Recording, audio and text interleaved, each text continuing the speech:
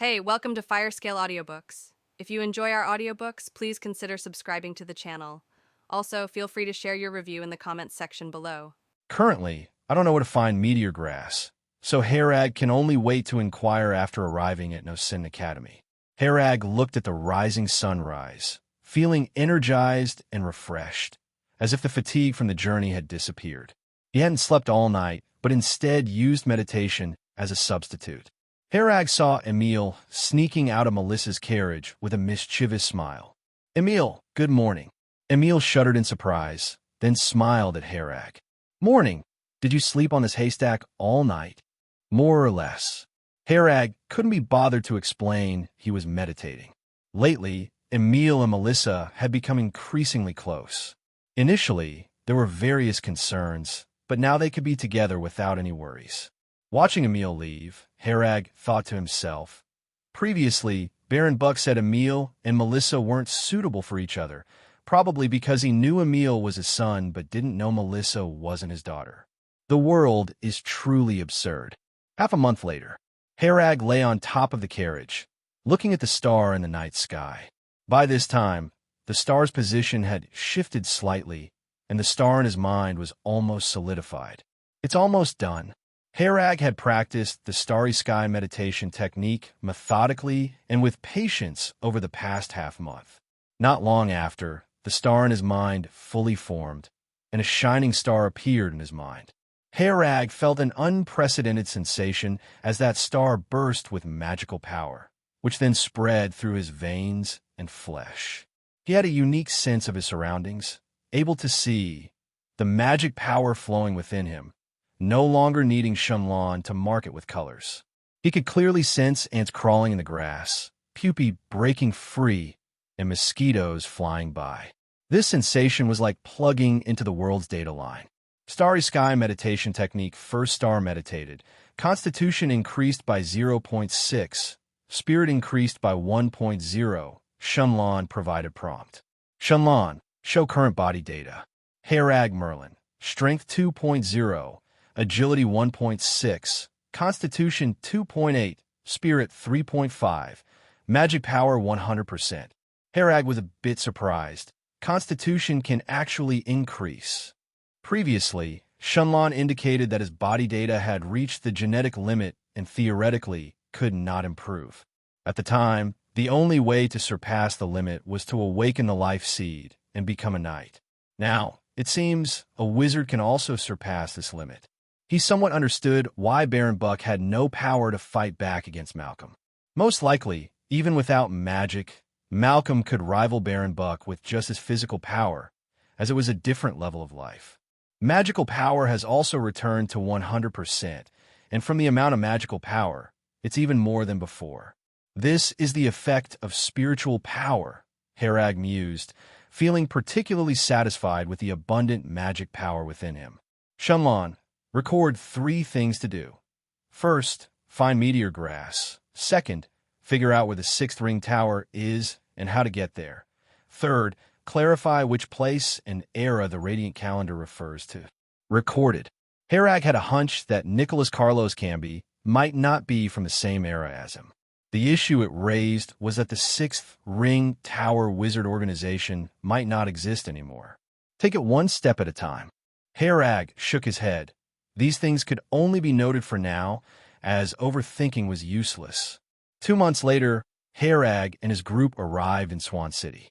Swan City is the largest city in Pearl Province, and Nosin Academy is located here. Registration is complete. Let's enter the city. Because they carried weapons and had official knights, their entry into Swan City required detailed registration and identity verification. Melissa now increasingly had the demeanor of a lady of the house. The girl she once was seemed a thing of the past. She owned a house in the city, which Baron Buck had specifically bought for her. It was where she stayed while studying. This house was located near Kings Avenue. Due to the high price, Baron Buck could only afford a small house. The group temporarily settled in this house. When Melissa lived there alone, it seemed spacious, but now it felt a bit crowded. Emil and Melissa shared a room. Harag had his own room, and the others had to squeeze into the remaining 3 rooms. Harag, I'll take you to meet Master Claude tomorrow, Melissa said as she came to Harag's room. Thank you, Miss Melissa. Harag expressed his gratitude. Melissa displayed a captivating smile. No need to thank me. If you become a wizard, we'll be counting on you to take care of us in the future. Harag smiled politely without saying much. He felt Melissa had changed a lot. Well, I'm off. You have a good rest. Melissa turned, her graceful figure swaying, and carefully closed the door behind her as she left. Melissa is becoming a bit too opportunistic. Though Harag's body was only 14, having lived 2 lives, he understood a lot. Melissa had matured overnight, often trying to build a rapport with him intentionally or unintentionally. And here, how a woman might build a rapport with a man. He chuckled helplessly. I don't want to lose Emile as a friend, so I should keep my distance from her. In this world, Emile was Harag's only friend. He couldn't bring himself to do anything beastly. After glimpsing the path of wizardry, he no longer had the mind to waste time on such matters. In the silence of the night, Emile and Melissa's room was next to Harag's. The house's soundproofing was poor, not to mention Harag's excellent hearing. Harag had no choice but to meditate and clear his mind, entering a meditative state where external disturbances couldn't bother him. The next morning, Emile, Jimmy, and several knights went out to find some work. A group of people couldn't live off nothing. They needed to find some income source. Melissa took Harag to No Sentin Academy. No Sentin Academy is the largest aristocratic academy in the Norton Kingdom. It is a comprehensive academy with subjects like astronomy, geography, humanities, politics, economics, and military, along with courses like dance and etiquette specially designed for nobles. Melissa was pursuing linguistics, and Master Claude was an expert in this field, reportedly proficient in over 70 languages. No Sentin Academy was open to everyone, as long as they didn't carry weapons. Melissa led Harag through the academy, winding their way to a place resembling a garden. Deep in the garden was a pavilion, surrounded by a serene environment. The two of them went to the second floor of the pavilion, and Melissa knocked on the door. Professor Claude, I come to visit you. Oh, Melissa, come in. Claude's voice was aged but full of energy. The room was spacious, and at a glance, many books could be seen, with rows of books lined up on the shelves against the walls. On the table deep inside the room, books were piled high like a small mountain, and behind the book mountain sat a bald old man with a white beard. Claude slowly raised his head and comforted Melissa when he saw her. I've already heard about the situation in Dur Valley. My condolences. With wizards involved, there's nothing anyone could do. For now on, stay at the academy and focus on your studies. You are safe here. Thank you, teacher. Melissa wiped the tears from the corners of her eyes. Who is this? Claude looked at Harag. Harag introduced himself. My name is Harag Merlin. I was originally a guard for Baron Buck, but now I'm on the path of pursuing the wizard's footsteps. I came this time to ask Master Claude some questions. Claude was surprised, stood up, and asked earnestly, Do you have the wizard's aptitude? I'm currently a wizard apprentice, Harag replied. Do you have a teacher? Claude asked. No. Claude nodded. I understand. You must want to join the wizard organization. Yes, but I know nothing about it, so I came to seek advice from the knowledgeable master. Harag noticed from Claude's expression that he indeed knew something. Claude laughed. Knowledgeable? Compared to wizards, I'm just an uncivilized savage from a cave. You've come too late. The ship for wizard apprentices already left 3 months ago, and I don't know when the next one will come. It could be 3 months or even 3 years. 3 years. Harag recalled Malcolm mentioning before that the ships passing by the Colson continent were rare. Claude saw Harag's disappointment. The sea is full of unexpected situations, so the ship's schedule is never certain. There's no need to rush. Use this time to prepare well. You probably haven't studied the Sivir language yet. Sivir language. Harag had never heard of this language. It's an ancient common language, and if you want to walk the wizard's path, you must learn Sivir language. Claude said as he walked to the bookshelf and took down a heavy book. The language on the book cover was unrecognizable to Harag, but it looked somewhat like the English alphabet. This book is called Sivir General Language, and you can learn with me in the future, Claude said. handing the book to Harag. Harag took it and thanked him. "Thank you, master." Claude looked at Harag with envy and earnestly said, "Being young is wonderful. I once yearned for wizards too, but unfortunately, I lack the aptitude. If I could have a student become a wizard in my lifetime, it would be a dream come true." "Harag, call him teacher." Melissa was very excited, frantically hinting with her eyes. Harag also realized, smiled, and said, "Harag greets the teacher." "Ha ha, good child." Claude laughed heartily, stroking his beard. Melissa laughed and said, "From now on, you'll have to call me senior sister." "Then let's start the first lesson today, the introduction to Sivir language." Claude dragged out a blackboard from a side room and directly began teaching. Harag listened carefully. Sivir language was very similar to English, with 34 basic letters that combined to form different words, and the grammar wasn't complicated. He had the aid of Shenlong, so he learned very quickly. Sivir language database established. Shenlong recorded the relevant information of Sivir language. So now even if Harag doesn't continue learning, Shenlong could help him translate it. Such great talent. After 2 hours, Claude became more and more satisfied with this student. He had never seen a student learn a language this fast. He could only describe it as genius. Claude praised, "Melissa is already a very smart child, but Harag is the most gifted student I've ever seen." Harag humbly said, "Teacher's teaching is excellent. Teacher, I like to go to the library to look up some information." "You can use my library card first. Just return it when yours is ready." Claude took out his library card from the drawer of the table. He had long stopped needing this thing. You didn't need a library card to enter the library. Facial recognition was enough. The library card was made of wood, crafted very elegantly. Harag suspected that only Claude's library card was like this. Ordinary students couldn't possibly use such good wood, as just the material itself would cost some money. At night, Harag and a group of people were having dinner together. Emil spoke up, "We checked it out today. There's a mercenary guild here, and we're planning to take on some tasks. Some tasks offer pretty high rewards." Melissa worriedly said, "High rewards indicate high risks too. You don't need to rush into earning money. Safety is the most important." Emil patted his chest. "Don't worry, I'm an official knight, and with Jimmy and the others, who have worked together for many years, we can handle most tasks easily. If you need my help, feel free to ask," Harag proactively said. "Harag, you should focus on preparing for the wizard's practice.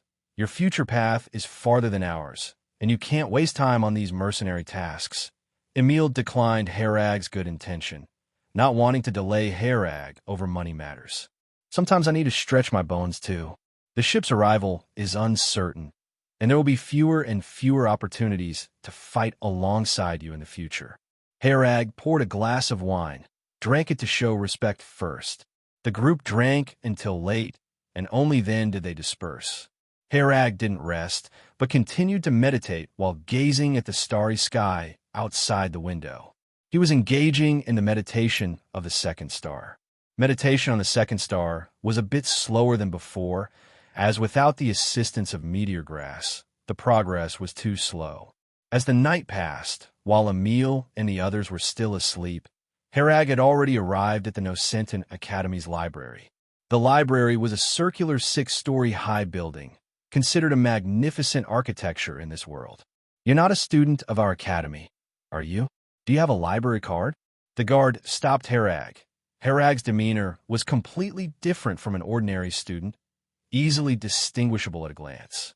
The guard watched Harag vigilantly, feeling that the person before him was very dangerous. "I'm a student of Master Claude. Here is the library card." Harag presented Claude's library card. The guard checked the library card. It was indeed genuine, but he had never heard of Claude accepting such a student. "I'm sorry, you'll have to wait a moment. I need to verify this," the guard said politely. "Okay, I understand. Thank you." Harag wasn't in a hurry to force his way inside, so he waited at the entrance for a bit.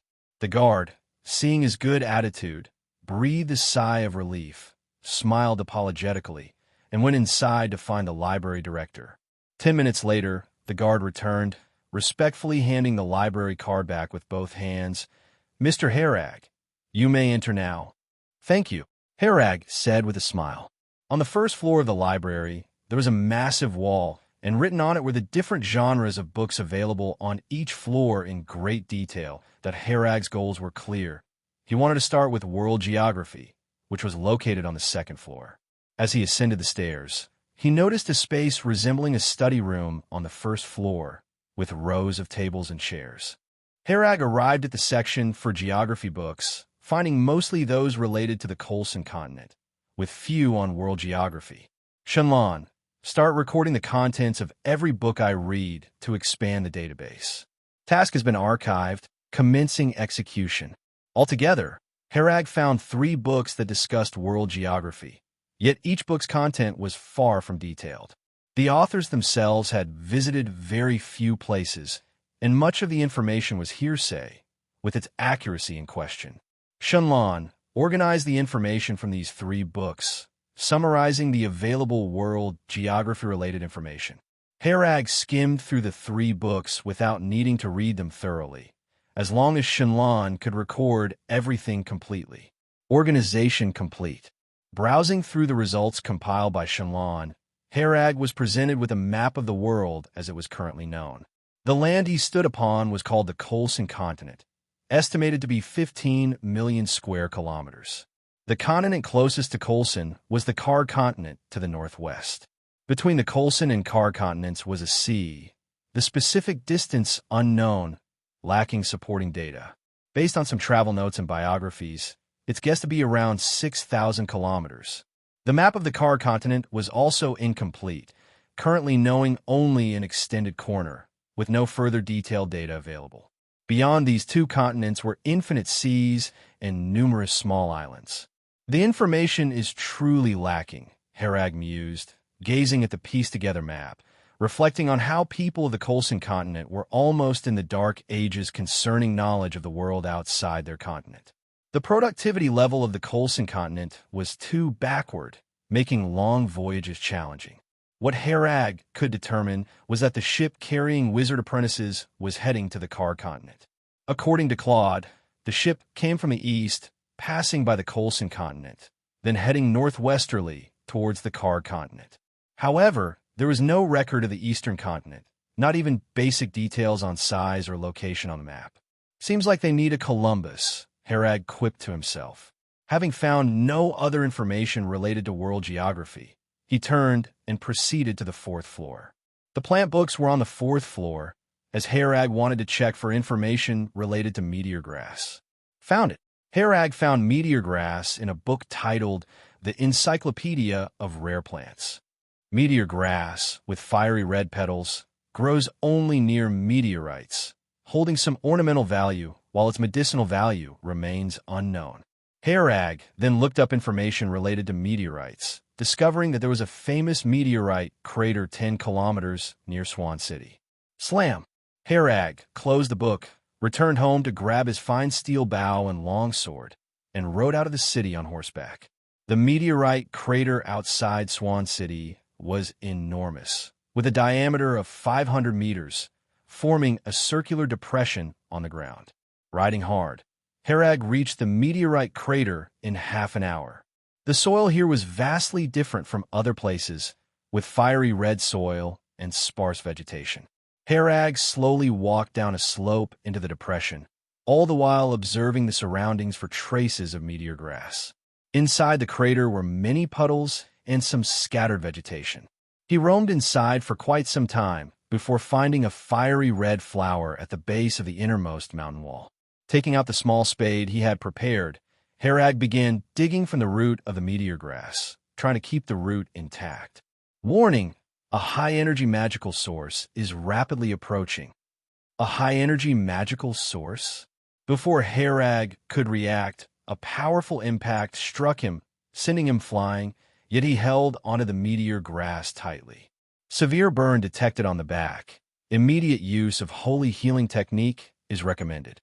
Harag grimaced in pain, turning to see a red-haired boy smiling at him, appearing to be around 16 or 17 years old. "You didn't die?"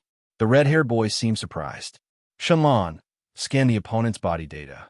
Power 1.5, Agility, 1.6 Constitution, 2.1 Spirit, 3.9. Taking a deep breath, Harag thought, Spirit 3.9, 0.4 higher than mine. It seems he's also a first-class wizard apprentice. He had once estimated that at least 5 points in spiritual power were necessary to break through to become a second-class wizard apprentice. Harag's back was badly burned, some superficial flesh charred. That flower is mine.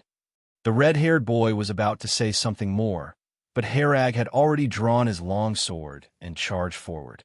The boy raised his right hand. A greenish ring on his middle finger glowed green, and quickly formed a basketball-sized fireball, which shot at Harag with great speed. Harag and the red-haired boy were at least 300 meters apart, which was why Shenlong hadn't detected him. Because of the distance, Harag couldn't attack first and was forced to dodge, initiating a retreat to avoid the fireball.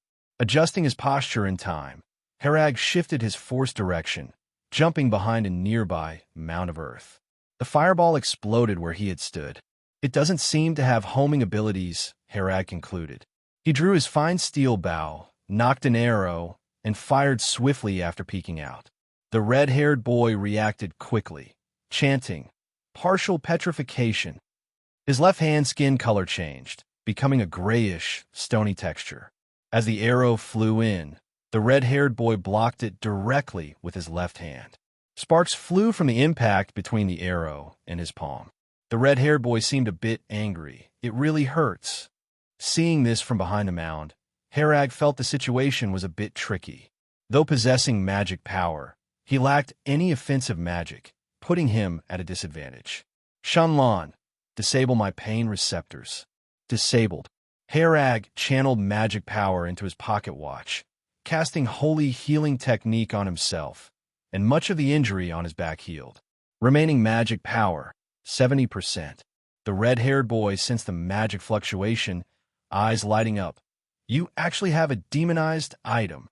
One unexpected gain. He gloated. So, you're also a wizard apprentice, yet you know no spells at all. Is it because your aptitude is too poor, or is your teacher's level too low? Although Colson Continent lacks wizard training resources, you should at least know some basic spells. And it seems your demonized item is healing auxiliary type. You're dead for sure. Shenlong, how long does it take him to cast partial petrification and fireball technique? Partial petrification, 1.9 seconds. Fireball technique, 2.5 seconds. Harag was calculating something in his mind, and just as he observed, spells cast through demonized items were slower, while his own spells were a bit faster. A map appeared in his vision, an overhead view of the crater provided by Shenlong. The red-haired boy didn't act rashly, nor did he dare to approach Harag easily. Harag didn't dare show himself easily either. After all, the power of the fireball technique was too great, so he had to be cautious. Harag hunched down and circled to the side of the dirt mound, using the overhead view to ensure he stayed in the opponent's blind spot. The red-haired boy's senses were keen, noticing Harag's change in position, the ring on his hand faintly glowing green, always ready to attack. Harag's lurking spot came closer and closer to the red-haired boy. When he estimated the position to be about right, he knocked 3 arrows on his fine steel bow, then flashed out for a quick shot. As the 3 arrows flew out, he tossed aside the fine steel bow and drew his long sword to press forward. The red-haired boy's pupils shrank slightly, and while dodging to one side, he cast partial petrification on his chest area. 1 arrow landed where he had originally stood, 1 landed to the side, and the other hit the spot on his chest. Seizing this opportunity, Harag quickly approached, the cold gleam of the long sword already reflected on the red-haired boy's face. The ring on the red-haired boy's right hand flared with green light, and a fireball floated before him. At this point, he was only a few meters from Harag. As the fireball shot out, Harag neither dodged nor retreated. Instead, he accelerated forward, using the long sword as a shield. Bang! The fireball struck Harag's longsword, resulting in a massive explosion and spraying a shower of sparks. Looking to die, the red-haired boy sneered upon seeing Harag's actions. A figure rushed out of the sparks at great speed, his hair ablaze, clothes mostly destroyed, and burns on his shoulders and arms. Yet Harag seemed entirely unaware, charging forward with his sword towards the red-haired boy. The red-haired boy had a look of astonishment, a hint of fear rising in his heart. As he was about to cast partial petrification technique, he found the world before him rapidly spinning, finally seeing his own headless body, and his consciousness fell into slumber. Harag continued to strike vital points of the corpse several times before finally sitting down heavily and taking out the pocket watch. The white light flashed once more, and Harag's burns quickly healed, leaving only some noticeable scars. Remaining magic power, 40%. He had decided from the start to adopt a desperate fighting strategy. If he held back, there was a good chance the red-haired boy would toy him to death. The red-haired boy was clearly not prepared for a desperate fight. When Harag charged out, enduring the fireball technique, it was too late for him to react. A wizard apprentice is human too. Being decapitated would mean death. Harag pulled the ring off the corpse, and like the pocket watch, as soon as he took the ring, a stream of information flowed into his mind. Sorlo's fireball ring, enchanted with level 0 spell, small fireball technique. Besides the ring, Harag found a few dozen gold coins and a book in the red-hair boy's backpack. Level 0 spell, partial petrification technique, detailed explanation. Harag found nothing else of value. He held the ring in his hand and injected some magic power into it. A fireball technique quickly formed, then directly hit the corpse on the ground. Remaining magic power, 5%. After using the small fireball technique, magic power was down to only 5%, and his brain felt extremely fatigued, as if he hadn't slept for a day and night. Harag gathered some dry wood nearby, adding it to the burning corpse, then left. From the red-haired boy's words, Harag understood the boy had a master. Harag didn't want to deal with the master after defeating the apprentice, so after destroying the corpse, he quickly departed. On the way back on horseback, he encountered a caravan. Harag, in ragged clothes, spent 10 copper coins to buy a set of clothes. His robust physique caught the attention of many women in the caravan.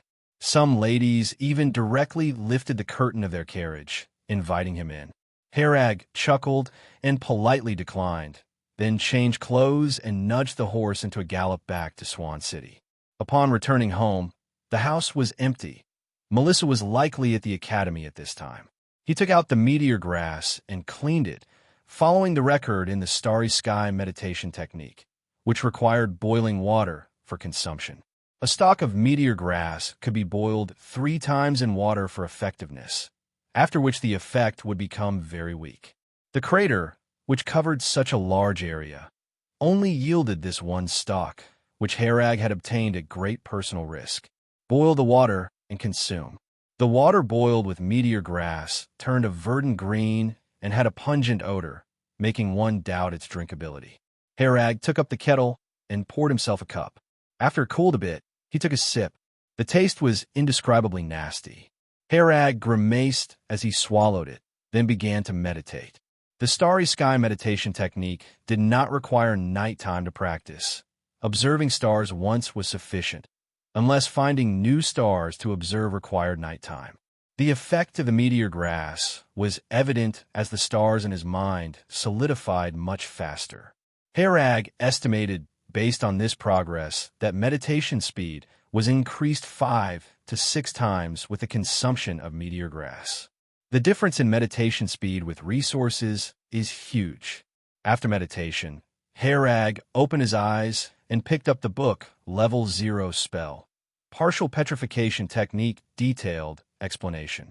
This was the only spell book on the red-haired boy, and Harag guessed this was the only spell he knew. He opened the book and read carefully. The partial petrification technique was derived from a type of snake monster. If one made eye contact with this snake monster, petrification would occur. A wizard dissected the snake monster and researched the principles of petrification. Based on the research findings, the partial petrification technique was developed. The partial petrification technique could temporarily petrify parts of the body, enhancing defensive and offensive capabilities, without causing negative effects on oneself. Learning a spell required constructing a spell model first. The learner needed to solidify the spell model in their mind to use the spell freely. The partial petrification technique was a level 0 spell, learnable by a first-class wizard apprentice. The spell model for this spell wasn't very complex, but for Harag, who was encountering spell models for the first time, it was somewhat complicated. The spell model included the routes and methods of magic power operation, with numerous parameters and spell-related formulas. The higher level the spell, the more parameters in its spell model and more formulas, resulting in a greater amount of computation. Harag was unfazed by these challenges. The path of a wizard, I must see through to the end. I've tackled far more complex topics in my past life. Can a mere level 0 spell stump me? Shenlong. Analyze the level 0 spell partial petrification technique and construct its spell model. Task archived. Estimated remaining time, 25 minutes. Estimated magic power consumption, 34.7%. Harag has Shenlong's assistance, which saves a lot of time in constructing the spell model. He can let Shenlong do the work and wait for the result to use directly. It's the first task I've encountered here that requires Shenlong to spend time. Shenlong completed all Harag's previous tasks in an instant. In his mind, a spell model constructed with spiritual power is being formed. Originally, this process required Harag to complete it himself, which demanded high control over the brain's spiritual power and constant thinking, parameter calculation, and formula computation during the process, requiring great intelligence. According to the level 0 spell, partial petrification technique documentation, it takes an ordinary person 1 to 3 months to construct a spell model. The human brain can make mistakes. If there's an error in any step, the entire constructing process must restart. Shenlong only needs 25 minutes and won't make any errors, achieving 100% accuracy. 25 minutes later, Level 0 spell partial petrification technique model has been constructed. In Harag's mind, the spell model for the partial petrification technique is complete. He just needs to input magic power into the model and read the spell to activate it. Some spells require casting materials, like the Bloodline Curse used by Malcolm previously. The partial petrification technique directly affects the caster without needing additional casting materials. Partial petrification technique. Harag inputs magic power into the model while chanting the activation spell for the partial petrification technique. His right hand immediately undergoes a change, the skin turning a stony gray-white. Harag touched it. It was very hard. He flexed his fingers and found they're not stiff, still able to move freely, and there remains a sense of touch. It seems the defense has significantly improved while not affecting the original function, Harag concluded after the experiment.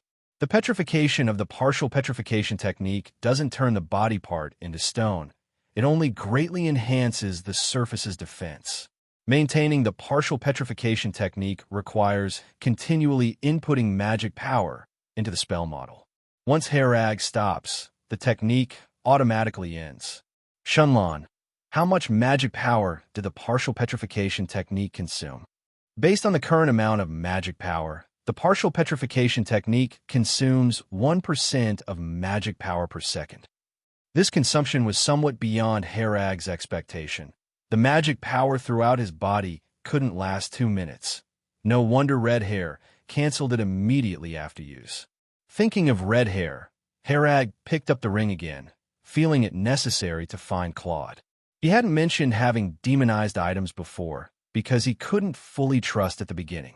Though it was a teacher-student relationship, they both knew it was merely a profit exchange, just an investment by Claude. He didn't want to incite anyone's greed because of a demonized item, leading to unnecessary trouble.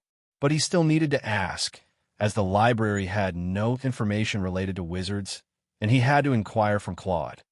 No Senton Academy. This ring looks like a token, Claude said while carefully examining through a magnifying glass. A token. Harag thought of his pocket watch, which was also a token, allowing him to join the 6th ring tower. Claude put down the magnifying glass and said, "Tokens are commonly used recruitment tools for wizard organizations. They issue tokens to people who have contributed to the organization. The descendants of these people can join the organization using the token, provided they have aptitude without needing tests. Must they be descendants? Harag asked. No, that's just the original intention. But as time went on, the tokens have been passed around the world for thousands of years. In that case, who knows if you were a descendant of an acquaintance? Later on, anyone with aptitude could join a wizard organization with a token. Claude explained slowly. Can someone join a wizard organization without a token? Harag continued to ask. Claude laughed. Of course, the normal process involves transporting qualified individuals by ship to undergo tests, and then they're selected by various wizard organizations. If you have a token, you skip this step as the ship will take you directly to the corresponding wizard organization. There are pros and cons. The advantage is not worrying about not being selected. At least you can join a wizard organization. The downside is that the organization you join may not be strong, so there are gains and losses. Harag hesitated, but decided to ask, Teacher, have you heard of the Sixth Ring Tower Wizard Organization? Claude stroked his beard, lost in thought, then said, Among the wizard organizations I know, there's no Sixth Ring Tower. It might be a wizard organization deeper inside the Car Continent. You'll have to check it yourself once you get there. I understand. Teacher, have you heard of the Radiant Calendar era? Harag continued. Claude was very surprised. You actually know about the Radiant Calendar? It's a obliterated period of history with only unverifiable records in some books. Currently, no one can prove its existence or non-existence. Harag felt a chill inside. It's as he had suspected. The era Nicholas lived in has long passed, and the Sixth Ring Tower organization is likely not known now. For now, he could only rely on this ring to securely join a wizard organization, which would benefit him by skipping a testing phase. He suddenly remembered the teacher mentioned by Red Hair, so he asked, Are ships frequently transporting wizard apprentices? Are there that many wizard apprentices on the Colson continent? Claude shook his head. The Colson continent rarely does. It might be years before an instance, or it could be 10 consecutive years without one. Many wizard apprentices who once left by ship could never become official wizards in their lifetime, and when life nears its end, many of them return to the Colson continent. These old wizard apprentices might take on children with wizard potential as disciples, train them for a few years, and then send them on the ship.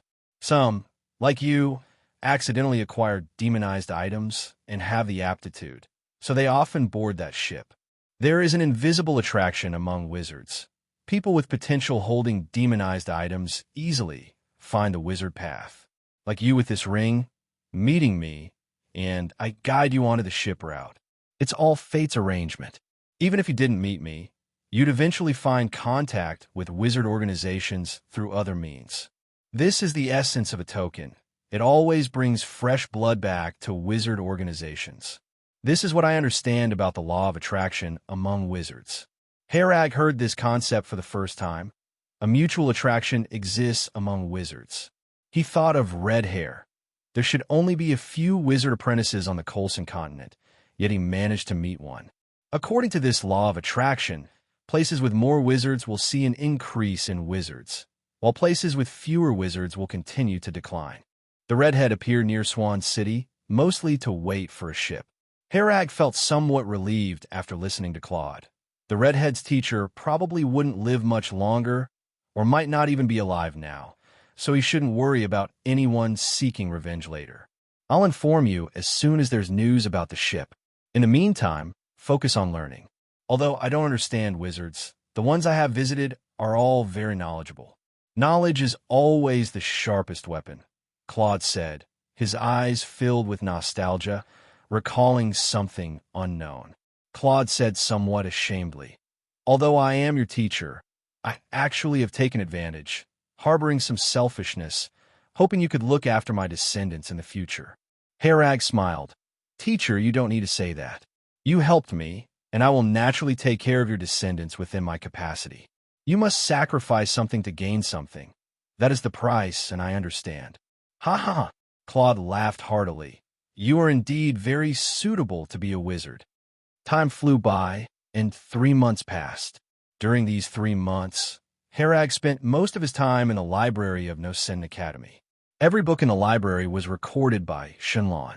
Harag first had each book scanned and entered into Shenlong, and then chose to read those that piqued his interest. In terms of the starry sky meditation technique, the meditation of the second star had been completed, and now he was working on the meditation of the third star. Harag Merlin, Power 2.1, Agility 1.7, Constitution 2.9, Spirit 4.6, Magic Power 100%. After successfully meditating on the second star, his physical stats, such as power, also increased slightly. Harag discovered that the starry sky meditation technique didn't just add a little spiritual power from meditating on one star. The second star added 1.1 spiritual power, and subsequent gains should be more, but correspondingly, it would take more time, and the difficulty of meditation would increase. That single meteor grass had been used up, and later, Claude managed to find 2 more through connections, but no more meteor grass was found afterward. Harag couldn't do anything about it.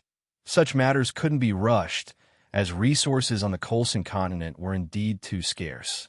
Emile, along with Jimmy and others who initially followed him, formed a mercenary group. After several successful missions, they made a name for themselves, and the group's size gradually grew, now numbering over 60 people. Melissa said that when the opportunity arises to form a caravan, Emile's group, possessing sufficient military power, could run the business without issues and make a lot of money.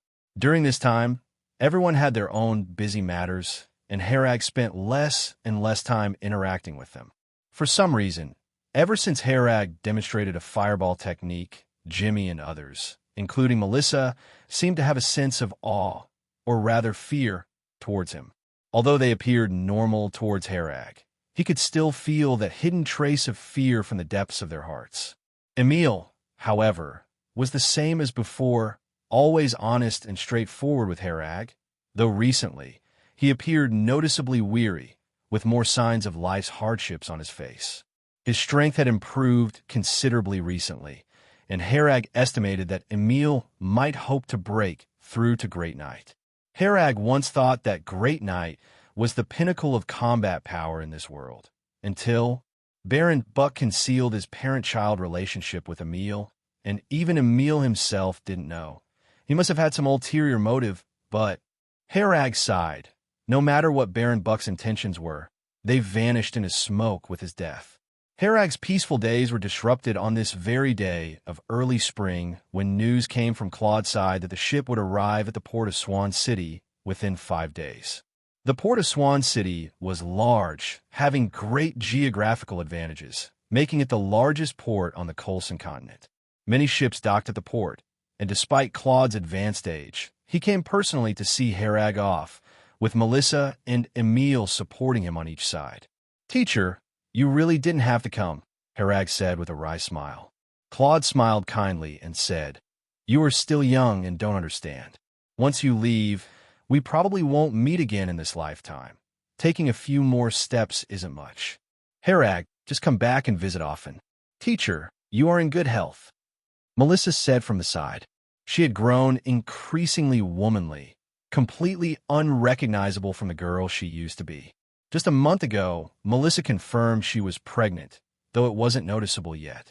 The two had a simple wedding, with a group of people casually sharing a meal. Fallen nobles couldn't afford to organize something big. You wouldn't understand. The world of wizards is different from ours.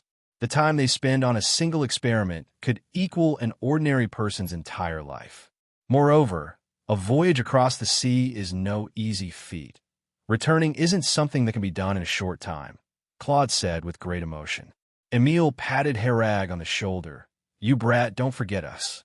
I don't care if you're a wizard or whatnot. You'll always be that kid diligently training with the sword in my heart." I know," Harag said, reminiscing about learning swordsmanship and breathing technique in the past, feeling quite sentimental. "You are going to be our child's future godfather. Remember to take good care of him after becoming the noble wizard," Melissa said, touching her belly. Harag nodded. It's just a pity I won't get to see him born. Once I've settled there, I'll write to you, and we'll keep in touch. The ship is here, Claude suddenly said, looking toward the horizon. Everyone looked over, and there was a ship moving rapidly at the horizon where the sea and sky met. At first, it didn't seem like much, but once the ship got closer, Herag and the others realized the ship was much larger than ordinary ones. The ship had 5 layers in total, and its outer layer was wrapped in some strange metal, emitting a dark glow of unknown material. On the deck stood over a dozen sailors, busy pulling sails. Herag noticed that among these sailors, at least 5 were at night level or above. The ship sailed into the port and stopped. The sailors immediately started unloading cargo from the ship, making it look no different from an ordinary merchant ship. Claude explained, this ship belongs to a wizard organization on the Kala continent, mainly handling trade for money. Because their ships are sturdy enough to navigate dangerous seas, their crew is strong, and they have an official wizard on board, capable of dealing with many situations. So their ships can travel far to buy and sell goods, making a lot of money. After all, the expenses of a wizard organization are huge. Transporting you wizard apprentices is actually just incidental. If there are apprentices, they take them along. If not, it's no big deal. Herag noticed someone standing at the ship's bow, draped in a black hood. The person exuded a powerful magical aura. Simultaneously, Shunlan issued a warning. High-energy magical source detected. It seems he's the official wizard on board, Herag muttered, looking at the person. That person seemed to sense something, turned to look at Herag, and then walked down the gangway towards him. Are you the wizard apprentice ready to board the ship? The man in the black hood asked. Yes, sir. Emil could sense the strong magic power from the other person, even though he was intentionally holding back. Do you have a token? The hooded man continued to ask. Yes. Emil took out his ring. The hooded man took the ring, examined it in his hand. A token from the Moonlight Forest. This is the second time I've seen this ring. Follow me. Due to previous delays in our journey, we will only be staying here for 1 day. Second time. Emil associated with many thoughts, guessing that the first time was with his red-haired mentor. It seems that the hooded man has been on this ship for many years. I'm leaving. Emil turned back to say goodbye to the 3 of them. Take care. Herag stepped forward and gave him a strong hug, and Melissa also gave him a hug. Let's go. The hooded man urged impatiently and turned to leave first. Emil slung his backpack over his shoulder, took the package handed by Herag, and quickly followed behind the hooded man. I'm Dino, a level 1 wizard from Dream Island. There are 5 levels on the ship. You apprentices live on the 3rd and 4th levels. The conditions there are a bit rougher, but safer than above. The sea is dangerous. Try not to run up without a reason. As Dino led the way, he explained some of the ship's rules to Emil. Mr. Dino, how many wizard apprentices are on the ship? Emil asked. Including you, there are 11 in total, with 2 from the Colson continent, including you. We will stay here for a day to see if anyone else comes. Emil followed Dino onto the deck. Standing on it, he realized it was even more spacious than it looked, almost as large as a square. Most on the deck were busy sailors and 5 or 6 young people scattered along the sides of the ship, enjoying the breeze. They looked about Emil's age. When Emil boarded the ship, these people glanced at him, then turned their attention away, as if they were accustomed to new wizard apprentices joining at every stop. Dino turned back to warn. Try not to cause conflicts on the ship. Don't affect its sailing, and do not cause any damage to the ship, or I will feed you to the fish. Understood, Emil nodded. Follow me. Dino led the way down the stairs into the cabin. Emil followed, stepping on the wooden stairs which creaked from age and disrepair. Once inside the cabin, it was dim. Lamps hung on the walls, casting white light from slabs of white stone. The passageway inside the cabin was somewhat narrow. Emil noticed the wall materials were special wood with a metallic sheen. He pressed his hand against them, finding the wood extremely hard. Dino noticed Emil's actions and said without looking back, This is wood from the Forbidden Magic Forest. It is the hardest known wood and possesses high magical resistance. Forbidden Magic Forest. Emil attempted to inject some magic power into the wall, finding resistance. The two bypassed the first level, went down the stairs to the third level. The rooms on the third level are full. You'll have to go to the fourth level. Emil glanced towards the corridor. Several rooms had lights on while others seemed unoccupied.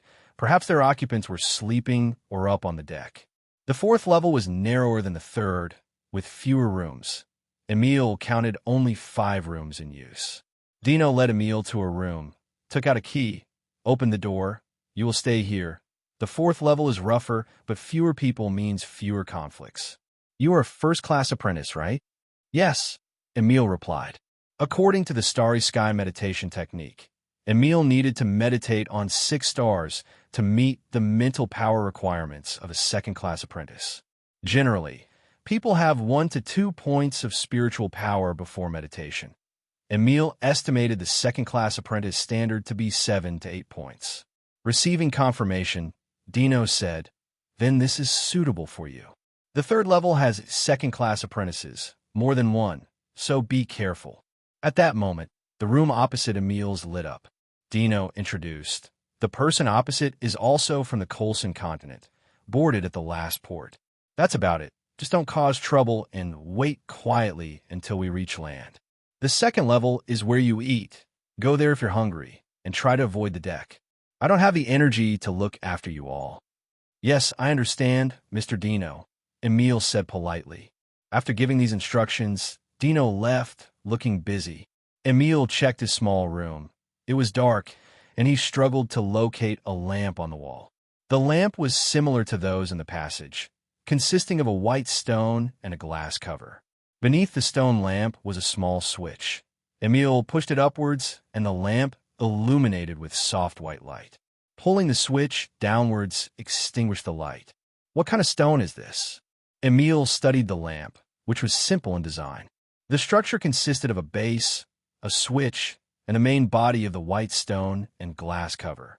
The mystery must be inside the base. Emil sensed a faint magic flow inside the base, but dared not take it apart, not wanting to be tossed overboard. With the light turned on, the room felt bright, and despite its narrowness, Emil felt a sense of warmth. The room contained a single bed, with barely a person-wide gap between the bed and the wall, just enough for Emil to stand. A wooden board fixed to the opposite wall by ropes served as a small table when pulled down. The room's ceiling housed 2 cabinets for storing luggage and personal items. Emil stowed his package inside, containing preserved meat, dry food, and other long storage items prepared by Harag and the others. After putting his package away, Emil lay on the single bed. The boards were hard but acceptable. A thick quilt covered the bed. He felt inside with his hand, finding it slightly damp. Knock, knock. A gentle knocking came from the door. Emil checked a small map, noting a person standing outside. Judging by the silhouette, a woman. He opened the door to see a girl of about 16 or 17, with long golden hair, delicately featured, smiling kindly. Noble. Emil noted her light gold dress, with her silver-gray coat adorned with gold tassels, a standard noble attire, and not of a minor noble. "Hello, I am Lillian Stewart." Lillian smiled, slightly lifted the sides of her skirt with both hands, and gave a slight curtsy, a standard noble gesture. Harag also slightly bowed in return and said, "Hello, Miss Lillian, I am Harag Merlin. If I'm not mistaken, you should be from the Seville Empire in the east of the Colson continent." "That's correct. It seems Mr. Harag knows the history of our Stewart family." Lillian looked at Harag with a hint of admiration. "Yes, I've read some related books. The Stewarts are a great family. Without you, there wouldn't be the powerful Seville Empire today." Harag spoke without a trace of flattery. The Seville Empire is very far from the Norton Kingdom, so far that ordinary people in the Norton Kingdom may never hear of this country in their lifetime. During his days in the library, Harag learned that the Seville Empire is a country highly developed in military, politics, and economy, and several generations of kings from the Stewart family have governed the country well. The name Stewart following Lillian signifies her high status. Lillian seemed to understand what Harag was thinking and sweetly smiled, saying, My father is the current King Louis. So, it's Princess Lillian, Your Highness. Herag smiled. Lillian quickly said, There are no princesses in the wizard world. I've come to see you to discuss whether we can form an alliance, since we're all from the Colson continent. Those people upstairs look down on us, considering people from the Colson continent to be savages from the wild. By forming an alliance, we can look after each other. What do you think? Lillian's big eyes were full of hopeful anticipation. We can exchange information, but there's no need for an alliance. Herag, unsure of her intentions, directly refused.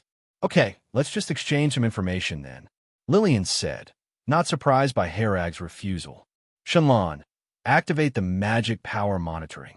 Notify me immediately if Lillian shows any anomaly. Magic power monitoring activated. After Herag issued the command, he went inside, sat down by the bed. Lillian gave a slight smile, adjusted her skirt, and sat down beside him. A gentle fragrance wafted over, pleasant and not overpowering. The room was small, and the fragrance soon filled the entire space. Lillian asked, Which wizard organization are you planning to join? Moonlight Forest, Herag replied. I know Moonlight Forest. It's a powerful wizard organization. I plan to join Augustus Academy. This is my token, Lillian said, pressing a finger against her chest where a brooch was pinned to her clothing. Lillian appeared to be only 16 or 17 years old, yet she already possessed the charm of a mature woman. Herag's gaze was first attracted to the fair skin, then quickly shifted to the brooch. There was a flow of magic power in the brooch, evidently a demonized item, likely a token of Augustus Academy. Herag sensed that Lillian might be testing him, but he had no interest in the brooch. Do you casually pin your token on your chest like that? Herag asked. Lillian smiled. Please forgive my probing. You indeed showed no greed. No greed? Is she reading expressions or using a special magic? Herag waved his hand. That's not important.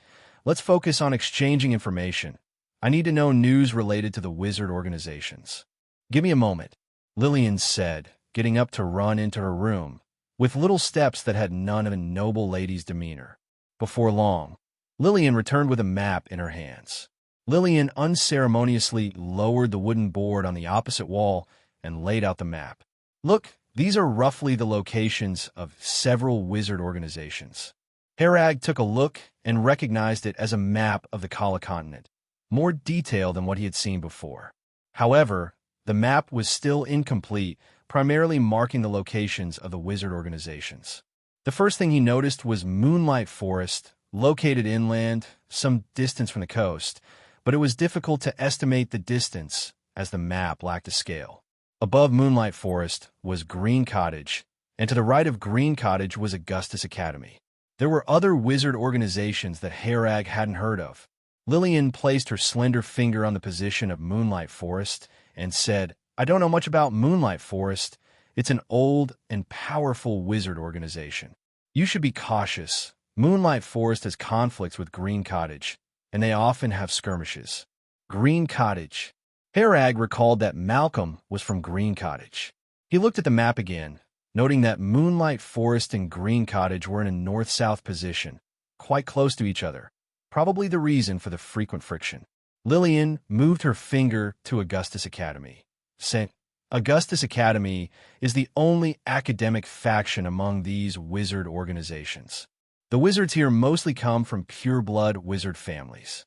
Augustus has strong strength and background, and it has few conflicts with other wizard organizations because most don't want to have conflicts with it. Pure-blood wizard families? It means parents and, sometimes several generations back, were wizards. Wizards from such pure-blood families tend to have good aptitude and have a high chance of becoming official wizards due to systematic learning from a young age, Lillian explained. But Augustus also has ordinary wizard apprentices like you and me, who enter with a token. You mentioned that I am a princess, but once I'm in the academy, who knows how I'll be discriminated against? It's a place that greatly values bloodlines. Moreover, the status of a princess is a nuisance, making it more thrilling for some people, Lillian said with self-mockery. Herag was speechless, as Lillian had a clear understanding of her own situation. Thank you for your information. Is there anything you need to know? I might not be able to provide anything of value to you, Harag said. Lillian obviously knew a lot of information, while Harag had limited knowledge, so the so-called exchange of information might not be feasible. Lillian smiled. It's okay. This is my sincerity. The journey is long, and I just want to find a trustworthy ally. My token has the ability to detect the goodness or evilness of a person's heart, and from earlier until now, you haven't shown any malice towards me. This is why I'm willing to share information with you. I see. Do all those people upstairs have malice towards you? Harag asked. More than just malice. Let's leave it at that. I'll head back now, Lillian said with a helpless and bitter smile. After Lillian left, Harag began to organize the information he had gotten from her. Augustus Academy was similar to ordinary schools, except it had an 8-year program, where wizard apprentices studied according to the curriculum arranged by the Academy. If someone was particularly outstanding, they might be chosen by an official wizard to become their student. Augustus Academy was relatively peaceful among these wizard organizations, with relatively less conflict among the wizard apprentices. The Moonlight Forest where Harag was located was completely different, wherein all knowledge and resources needed to be paid for. Wizard apprentices had to complete various tasks to earn points or magic stones to exchange for the corresponding resources. Knowledge and guidance from official wizards were also resources which wizard apprentices had to strive to earn. Knock, knock. Lillian came to knock on the door again, and when Harag opened it, he saw a bed quilt. This is an extra velvet quilt I have. Don't use the one from the boat. It's damp, smelly, and moldy, Lillian said, hugging a heavy quilt that almost obscured her entirely. Harag took it. Thank you. The outside of the velvet quilt was actually silk with gold trim, and it felt very smooth. He grew even more puzzled. Lillian should be stronger than himself. Why would she show goodwill towards him? There were never any free lunches. To receive something, one must pay a corresponding price. Harag understood this principle very well. All right, if you're preparing to go up and eat, call me, we'll go together. Otherwise, those people might cause you trouble seeing you're alone. The ship is particularly boring. Some people find joy in bullying newcomers. I heard someone once hung up a newcomer at the bout of fish, and if Dino hadn't found out in time, the newcomer's head would have been eaten by fish, Lillian reminded.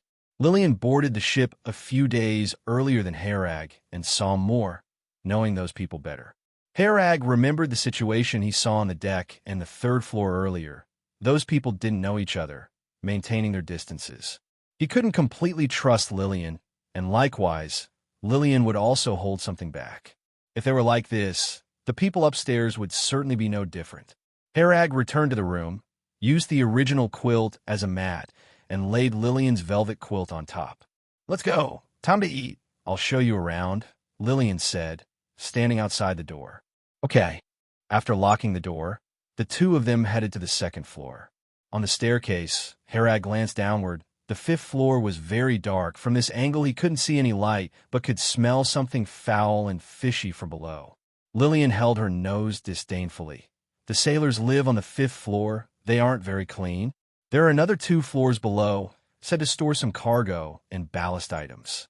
As Harag and Lillian climbed past the 3rd floor, they saw a thin-faced man squatting alone at the stairwell, his eyes wide open, staring at them constantly. Don't look at him, Lillian whispered, picking up the pace. Harag averted his gaze from the man, quickening his steps to the 2nd floor. He could feel the man's gaze following him until they reached the 2nd floor, where it finally vanished. That guy is Fegar Mullen, one of the 2 second-class apprentices among us. The one who hung someone at the bow fishing was him. The guy has some mental issues, seems mentally unstable. Don't provoke him, Lillian said, fearfully mentioning Fegar. Harag nodded. Fegar's gaze indeed made him uncomfortable, like a predator searching for prey, filled only with indifference and cruelty. He felt fortunate to be living on the 4th floor. Otherwise, seeing such a guy squatting in the corridor would be chilling. The dining area on the 2nd floor was fairly spacious, with white bread, pickled meat, and smoked meat placed in baskets, free to take as needed. Harag also saw 2 large baskets of green tangerines, the aroma noticeable from afar, their skin especially green. Just the sight made one's mouth water. Besides them, there were also 3 wizard apprentices scattered around eating in the dining area. Harag and Lillian's jovial behavior did not go unnoticed by the others, who noted it silently. Why are they so cold to each other? With official wizards on board, there should be a degree of safety, right? Harag asked. Lillian, adopting a mocking look, smiled. Dino doesn't concern himself with such matters. There's no prohibition on killing here. As long as it doesn't impede the voyage, Dino won't care if he doesn't see it. Tokens aren't registered to real names, and the wizard organization doesn't care how you get them. Some people lack tokens. I see. Harag had thought that the presence of official wizards would ensure some peace on the ship. He himself had 2 demonized items. Others probably had some as well. Without tokens, people must pass tests to have a chance of joining a wizard organization. Having a token provides direct entry, creating temptation for some to risk everything for murder and treasure. These wizard apprentices boarded the ship knowing nobody, wary of others' intentions, leading to the current situation. Harag and Lillian each took some food and chatted while eating, while the other 3 noticeably hastened their meal and quickly departed upon their arrival. This dining area was exclusively for wizard apprentices. Sailors couldn't dine here. I have a token for Augustus Academy.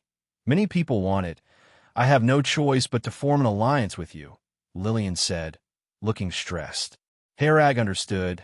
Those without tokens mostly targeted those with, and Lillian's Augustus Academy token certainly attracted much coveting. I seem to have gotten the short end. Just by walking with you, they now assume we're together, meaning you've dragged me into this. Harag finally realized the catch. A simple meal turned into a trap. Lillian straightened her ample chest. I'm stronger than you. I can protect you. Besides, forming an alliance with a noble princess. Harag cut her off, rubbing his finger. Cut the nonsense. I want something tangible. Lillian, seeing he wasn't convinced, rolled her eyes and pulled out a ring. Here, it's a space ring. You probably don't have a demonized item like this, right? This is nice. Harag grabbed it quickly. Lillian said seriously, You think keeping your distance from me ensures your safety? Quite the opposite. You'll be even more endangered. There's a total of 2 second-class apprentices on board. If we team up, even second-class apprentices can ensure they can kill us both and escape unharmed.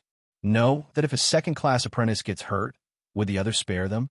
So, we should temporarily join forces to guarantee a measure of safety. After thinking for a moment, Harag said, All right, we can cooperate since in others' eyes, we're already together. Harag finished speaking and picked up the space ring, observing it for a while. Space rings are special demonized items. The internal space varies in size. The one Harag held is as big as a 10-square-meter room. Shenlong, check for any anomalies. Harag, to be safe, asked Shenlong to scan it first. No anomalies detected. Only after Shenlong gave the results did Harag confidently put on the space ring. No wonder she's a princess of Seville. She's really rich. Only 2 in total. Lillian rolled her eyes at him.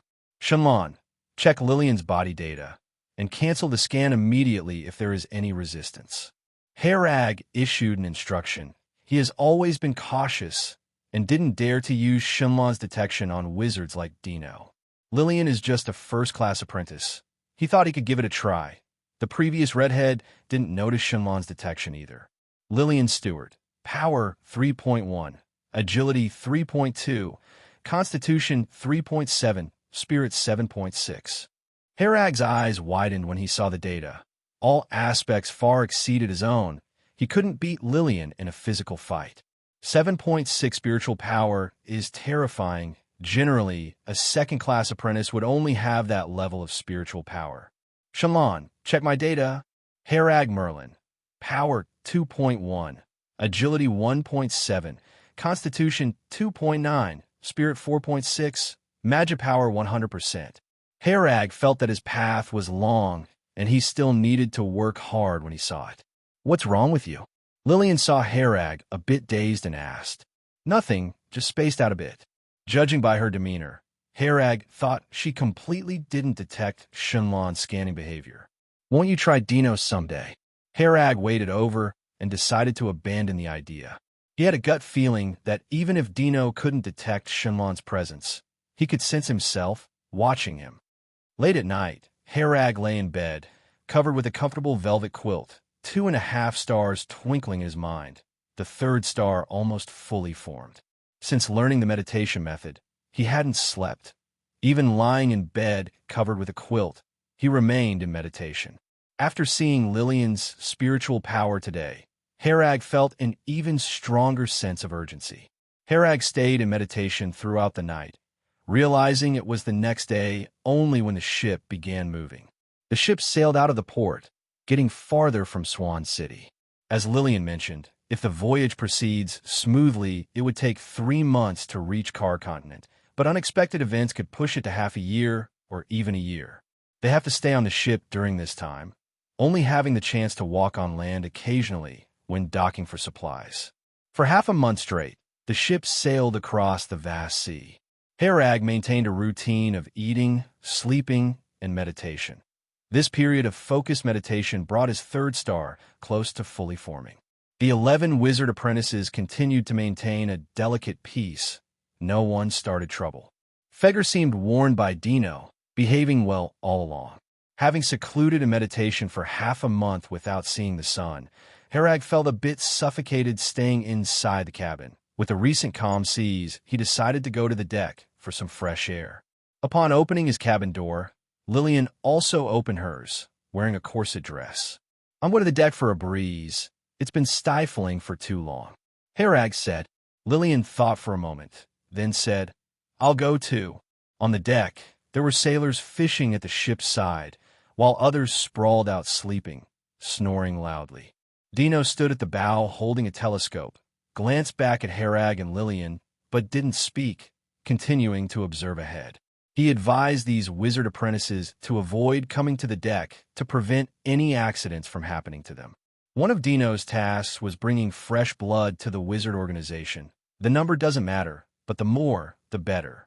Thus, it was preferable for him that as few as possible died among these wizard apprentices. However, for someone like Herag who stayed in the cabin for long periods, occasionally coming up for air, he wouldn't say anything. Herag leaned against a deserted railing, feeling comfortable in the sea breeze. The ocean was vast, with no land in sight. Looking down, the light blue seawater appeared particularly beautiful, the ship's forward motion creating tall waves. Lillian beside him was also facing the sea. The sea breeze blew her golden long hair upward, giving Herag the illusion of taking a girlfriend on a sea vacation. "You two, get back to the cabin quickly. Something's coming." Dino suddenly turned around, shouting from the bow. Herag said nothing, decisively pulling Lillian's hand as they rushed back to the cabin. He trusted Dino's judgment. If something could make an official wizard so agitated, it was surely extraordinary. Lillian reacted a bit slowly, but quickly came to as Herag pulled her, accelerating towards the cabin. Roar! A sky-covering shadow loomed over the sea where the ship was located. The powerful pressure forced everyone on the deck to the ground. Herag and Lillian were also pressed on the deck by this imposing aura. He tried to get up several times, but failed. Their hands clutched tightly, giving each other a slight sense of safety. Herag struggled to turn his head, finally seeing what it was. Dragon. A gigantic black dragon soaring in the sky. The dragon was so large that Herag couldn't see its entirety. And percent at percent, the black dragon opened its mouth, speaking words of unclear meaning. Lillian listened carefully, then said, "Dragonic language. It's Dragonic language. Can you understand it?" Herag asked. "I can't. Only able to pick out a few syllables." Lillian replied. The ever-standing Dino at the bow looked at the black dragon in the sky, opened his mouth and said, "You and hashtag at percent at hashtag." The giant dragon responded, yet it was still incomprehensible. Dino's right hand waved. A large pile of gold, pearls, gems appeared at the bow, enough treasure to drive ordinary people crazy. The black dragon lowered, instantly whipping up a storm in the sea. Tons of seawater thrown up, splashing onto the deck. Herag and Lillian got drenched. Lillian happened to wear a corset dress again, thin enough. Once soaked, her entire dress almost turned transparent. Her graceful body directly shone in front of Herag. The intimidating aura persisted, forcing Herag and Lillian to lie face to face. Lillian looked down once, blushing instantly. "Close your eyes." Herag immediately closed his eyes, yet couldn't suppress the smile on his lips, which infuriated Lillian. Big, big, big was the only word in Herag's mind now. The black dragon opened its dragon mouth, inhaling to swallow all the treasures in one go. Ewan, the black dragon spoke again, appearing somewhat dissatisfied. Dino's hand flashed. A magic staff over 1 meter long appeared, then looking up at the black dragon without a word. The black dragon, somewhat wary, flew higher, circling above for a while before finally departing. "Greedy giant dragon," Dino muttered under his breath as he watched the black dragon fly away. Most of the sailors on the deck were unconscious, foaming at the mouth, except for the night-level sailors who were still awake. As soon as the pressure disappeared, Herag quickly stood up and took off his robe, draping it over Lillian. His robe was made of black fabric, which wouldn't become see-through when wet. Lillian clumsily wrapped herself tightly in the robe and hurried back to the cabin, looking quite disheveled. Herag didn't rush back, but instead approached Dino and asked, "Mr. Dino, what was up with that dragon just now?" "Those damn bugs. These greedy dragon race members like robbing passing ships at sea. If it weren't for worrying about the ship's safety, I'd have rendered its dragon oil to light a lamp," Dino said angrily. The treasure he lost caused him significant heartache. To him, it wasn't a small amount. Seeing Dino in a bad mood, Herag remained silent, contemplating something while gazing at the direction the black dragon flew away. A night-level sailor nearby walked to the edge of the ship, holding a bucket with a thick rope tied to it. He threw the bucket into the sea to fill it with water, pulled it up, and then splashed it on the unconscious sailors, who woke up groggily. Feeling uncomfortable in his wet clothes, Herag returned to the cabin to change. As soon as he changed, Lillian came knocking on the door. Lillian wore pajamas, her hair still draped and damp. She held a massive book with a red cover, the title written in Sivir language, Basic Introduction to Dragonic Language. "I need to check what their Dragonic language was just now. Dragonic language is so hard to learn. I can't remember all the basic syllables," Lillian said as she walked in and climbed onto the bed, sitting with her legs up, revealing small white legs and delicate feet. She opened the heavy book on Dragonic language, and with her finger, she scanned the contents from top to bottom, repeatedly turning to the designated pages until she finally translated Dino and the Black Dragon's conversation. Lillian looked up and smiled. "I figured it out. Just now, the Black Dragon said to hand over your treasures, or I'll tip over your ship." Then Dino replied, "Are you courting death?" The Black Dragon said, "You might be strong, but you can't keep me here." Finally, the Black Dragon said the offerings were too few, not enough. Herag pondered, "So Dino is that strong? Even such a large black dragon fears him." "That's quite normal. Dino is an experienced level 1 wizard. If we were on land, that black dragon wouldn't dare even glance over." Lillian pulled her legs back, pressing them together. "Can I borrow this book to have a look?" Herag asked. "Of course, are you interested in Dragonic language?" Lillian inquired. Herag nodded. "I plan to study it, just in case I need it in the future. Dragonic language is hard to learn. You'll know when you try. I can teach you, otherwise you won't know how to pronounce these syllables." It's said that mastering Dragonic language can allow you to use Dragonic language magic, but the spell models are so complex that even official wizards find them difficult. Lillian said as she scooted further onto the bed, patting the adjacent spot. "Sit here. Listen closely to the lesson." Herag laughed helplessly. She genuinely treated the space as her own. Dragonic language has as many as 900 basic syllables, and this is merely the foundation. not the complete version. The 900 syllables combine in various ways, some words requiring hundreds of syllables to combine, with each word taking up 2 pages. The complexity of Dragonic language arises because the dragon's pronunciation structure differs from humans. It's not inherently designed for human use. With a basic understanding, Herag comprehended why Lillian found Dragonic language challenging. Fortunately, I'm diligent and have an excellent mind, Herag mused, undaunted by difficulty. Shenlan, begin recording Dragonic language. Assist me in learning it. Task archived. With Shenlan assisting, Herag's study became considerably easier. Lillian taught the 900 syllables once, and he memorized them all. Lillian looked at Herag like he was a monster. Did you memorize it all? Are you messing with me? You must have studied before. No, it's only 900. Isn't it normal to memorize after seeing once? Herag replied innocently, as though it was perfectly reasonable. Lillian had doubts about herself, wondering if she was actually just too dull. After mastering basic grammar, Herag could form some simple sentences in Dragonic language. Hashtag at %. Herag suddenly spoke a sentence in Dragonic language. Lillian looked blank. What? Nothing. Let's see what's next, Herag said with a bit of humor.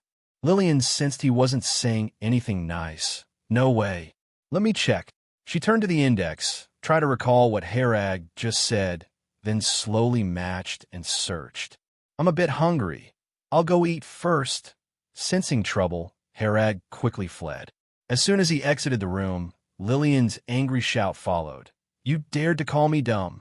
Lillian, clad in pajamas, couldn't chase after him, forced to curse Herag through gritted teeth. Dragonic language really is complex. Herag took 5 days to completely master the contents of Basic Introduction to Dragonic Language. To avoid upsetting Lillian too much, he pretended it took him half a month to fully master it, with Lillian continuing to teach for an additional half-month. Yet the results still disheartened her. Lillian perpetually failed to comprehend why others took years to learn Dragonic language, while Herag mastered it in less than a month, pondering the vast differences between people. Deep in the night, Herag meditated in his room, successfully condensing the 3rd star completely. Herag Merlin, Power 2.1, Agility 1.7, Constitution 2.9, Spirit 5.8, Magic Power 100%. His spiritual power increased by 1.2 this time, making Herag feel clear-headed and comfortable. Upon completing his meditation, he didn't rest. He opened the door, intending to search the deck for the 4th star to meditate upon. Occasionally, he'd go to the deck to relax during this period, encountering no odd occurrences. The ship had sailed smoothly for half a month, the journey progressing smoothly. Arriving on deck, an expanse of stars greeted him, along with the giant moon hanging over the horizon at sea. Dino still stood at the prow. Whenever Herag visited the deck, Dino was there. Herag refrained from disturbing him, seeing Dino with eyes closed, seemingly asleep. Could it be his meditation method? Herag speculated internally. His meditation method required stargazing.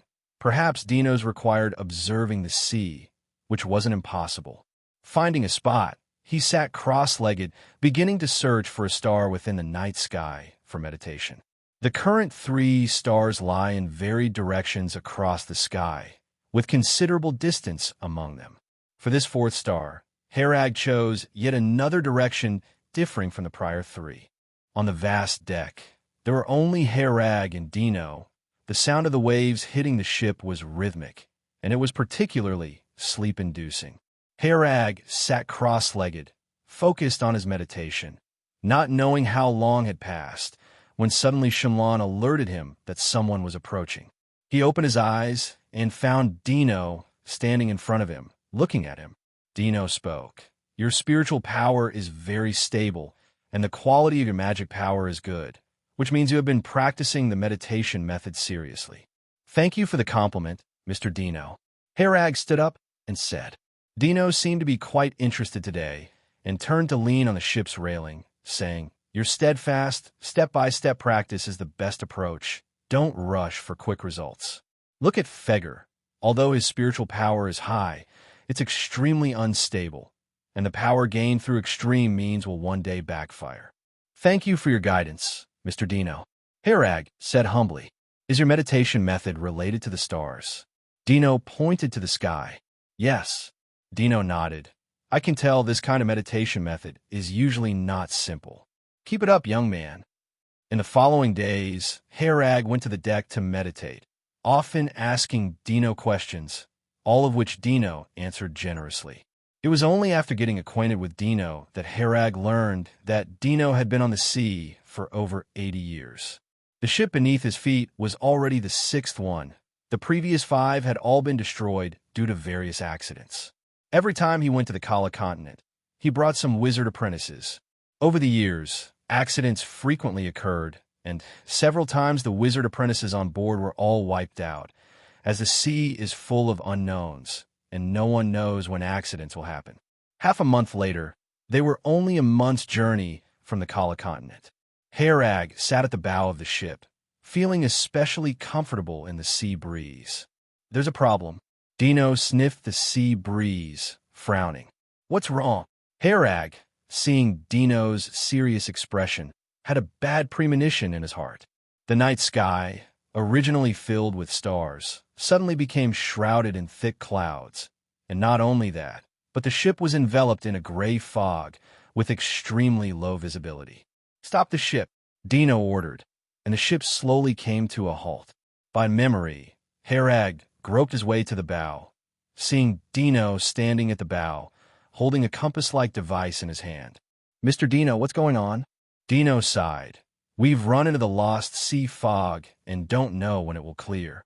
Lost sea fog, Dino explained. Lost sea fog is a rare phenomenon at sea. Once a ship is shrouded by it, it loses direction.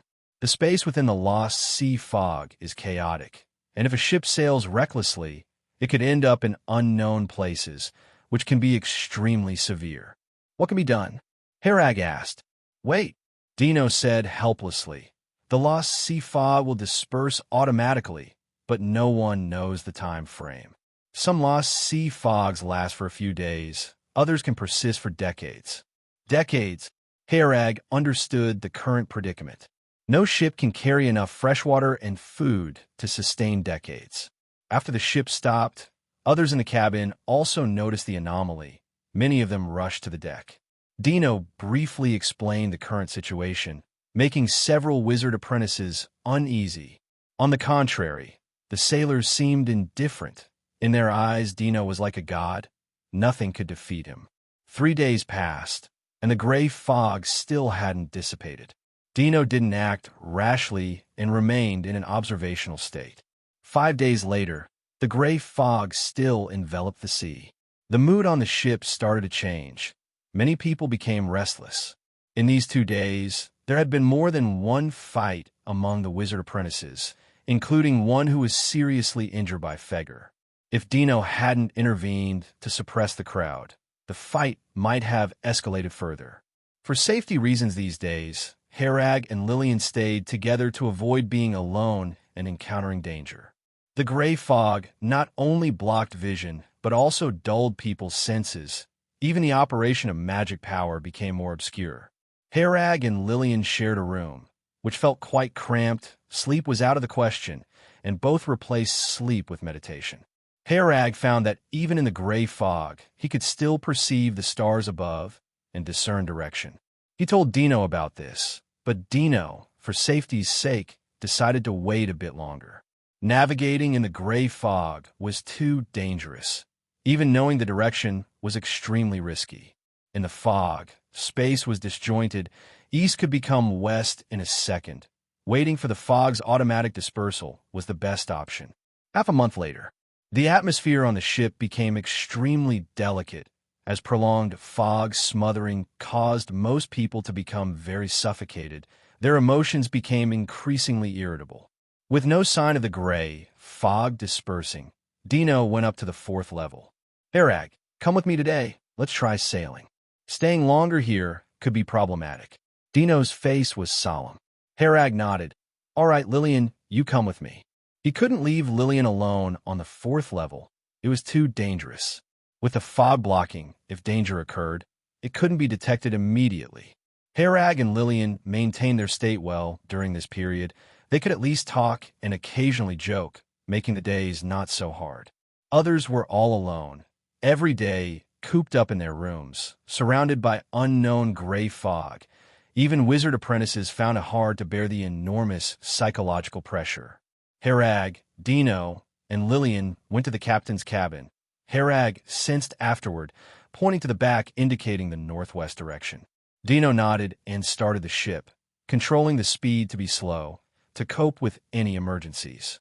Harag focused entirely on sensing the 4 stars, constantly judging whether his direction was changing. The direction has changed. Now the northwest is over there. Harag pointed to the left side. Dino didn't speak. His hands steering immediately adjusted the ship's course. The ship sailed in the gray fog for tens of hours. The surroundings suddenly brightened.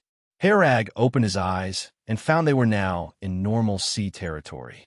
He looked behind, and the area where the fog was had disappeared. Well done. Dino patted Harag's shoulder in praise. Harag sat down on the ground, exhaling in relief. In the fog, directions changed constantly, requiring him to maintain intense mental focus, and after coming out, he felt especially drained.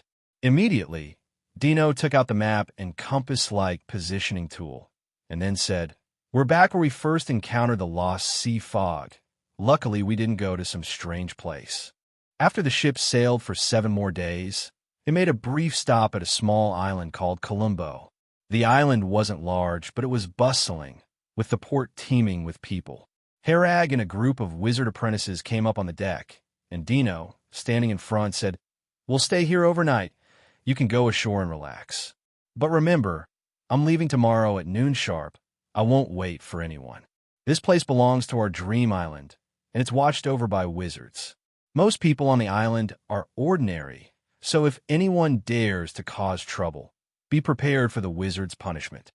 Dino knew the group had been too stressed recently, and it just so happened that the commercial island of Colombo was developed with many taverns, inns, and strip dancers to let them unwind a bit here. Besides, the ship needed to replenish fresh water, so Dino simply docked the ship here. After getting off the ship, Lillian headed straight for an inn. Harag asked, "Why are you in such a hurry to come here?" "I haven't had a bath in months." Lillian paid for a room without looking back and went upstairs to take a bath. On the ship, there was no way to bathe, as all fresh water was precious, which was the most unbearable thing for Lillian.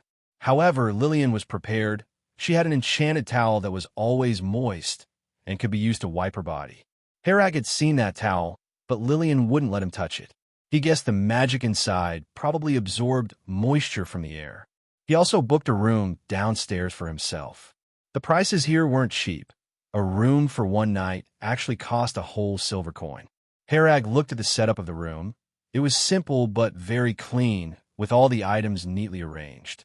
After he finished bathing and waited a while, Lillian finally got ready, and then the two went out together. As night fell, the island of Colombo became even more lively, with people everywhere singing, dancing, and drinking around campfires. There was also a long commercial street here, where most vendors laid a mat on the ground and then displayed their goods. The variety of goods was diverse, from handcrafted hats and baskets to clay bottles and jars, as well as all sorts of antiques. While passing by a stall, something caught Harag's attention, and he knelt down by the stall, casually picking up an antique vase, and asked, "How much for this?" The vendor was a bald, middle-aged man holding a black cat. He glanced at the vase and said, 20 silver coins. Too expensive. Harag put the vase down. "It's fake. What are you buying that for?" Lillian asked puzzledly. "Just browsing." Harag then picked up a few more items and asked for prices, finally seemingly casually selecting a few items, spending a total of 16 silver coins. Lillian eyed him, but didn't speak. After dinner, they returned to the inn, and Lillian went to Harag's room and asked after closing the door, "What were you doing earlier? Did you find something good? Show me." Harag pulled out a hexagonal plate, made of some kind of wood, its color pitch black. In the middle of the plate was a painting of a hexagonal tower, identical to the one inside his pocket watch. Lillian examined the plate thoroughly and asked puzzledly, "Is this a treasure? I don't see anything unusual, nor is there any magical energy flow. Maybe it's not a treasure, but I've seen this painting in the middle before, so I bought it," Harag explained. He was actually unsure if the item had any value, but the painting was indeed identical to the one in the pocket watch. Lillian lost interest listening to him. "I thought it was some great treasure. Boring. All right, I'm tired too. Going to sleep." Harag lay on the soft bed, overcome by fatigue, planning to have a good night's sleep. Ever since learning the meditation method, he hardly slept, substituting meditation for sleep. The ship made only a brief overnight stay at Colombo and then sped off towards the Kala continent. More than 20 days later, Harag stood on the deck, faintly seeing the shadow of the continent in the distance. The ship docked at Ruby Port, and all the wizard apprentices disembarked here. Dino walked at the front, saying to everyone, "Everyone, follow me." He led the group through the streets to a tavern, which was named the Broken Cauldron Bar. "Hey, it's Dino. He's back with the newcomers. Let me see. Quite a lot of newcomers this time. Welcome to the Kala continent, young lads." As soon as Dino walked into the tavern, he attracted a lot of attention, with many people greeting him. The wizard apprentices he brought along became the new topic for conversation in the tavern. Harag noticed that everyone here was a wizard, most of them at the wizard apprentice level. "I didn't see a single wizard outside just now. Why are there so many here? A wizard's exclusive tavern?" Harag was a bit puzzled. He estimated there must be some magic he hadn't noticed at the entrance of the tavern, which allowed only wizards to see and enter it. Lillian stood out among the group, with many people whistling at her, but she didn't even glance at these greasy wizards. Dino led them through the tavern to a wall in the back courtyard. He walked to the wall and pressed a few bricks in sequence, and then said, "Melinda." The wall made a rumbling sound, and then the bricks parted to reveal a path. The world behind the wall was completely different from the yard, with a forest and a winding stone slab path leading deep into the forest. While the forest was dimly lit and filled with birdsong, the yard was sunny with great weather. Harag and the others were astonished at such a strange sight, seeing this kind of scene for the first time. Dino seemed accustomed to it, leading the way in front, waving a hand behind him. "Let's go." The group followed him into the world behind the wall, with many looking back after passing through, but it just appeared to be ordinary forest. The wall had disappeared. Dino turned around and said, "The various wizard organizations are just ahead. Wait and follow my arrangements. Today's the end of months of travel. Good luck to you all." He placed his left hand on his chest and bowed gracefully. "Thank you, Mr. Dino, for taking care of us all the way." Lillian curtsied, holding the edge of her long dress. Others also bowed and thanked him, as Dino was indeed very responsible throughout the journey, ensuring their safe arrival at the destination.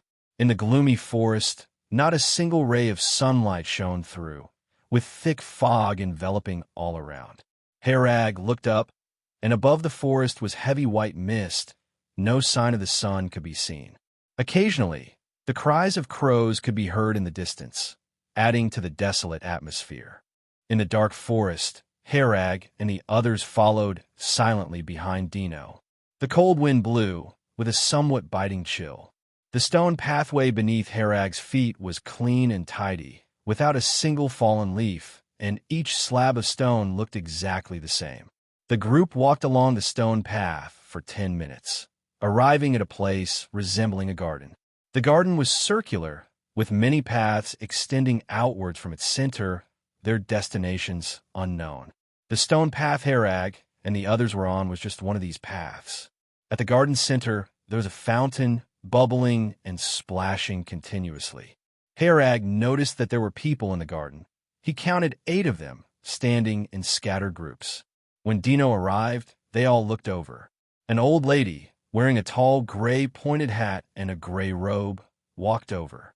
She appeared to be in her 70s, and she spoke to Harag and the others. "Dino, I've heard that a beautiful and outstanding lady is joining us at Augustus Academy this time. Which one is she?" Dino laughed. Professor Nina, don't rush. You can take her back once the testing is over. He turned around and gestured to Lillian. Lillian, come over. This is Professor Nina from Augustus Academy.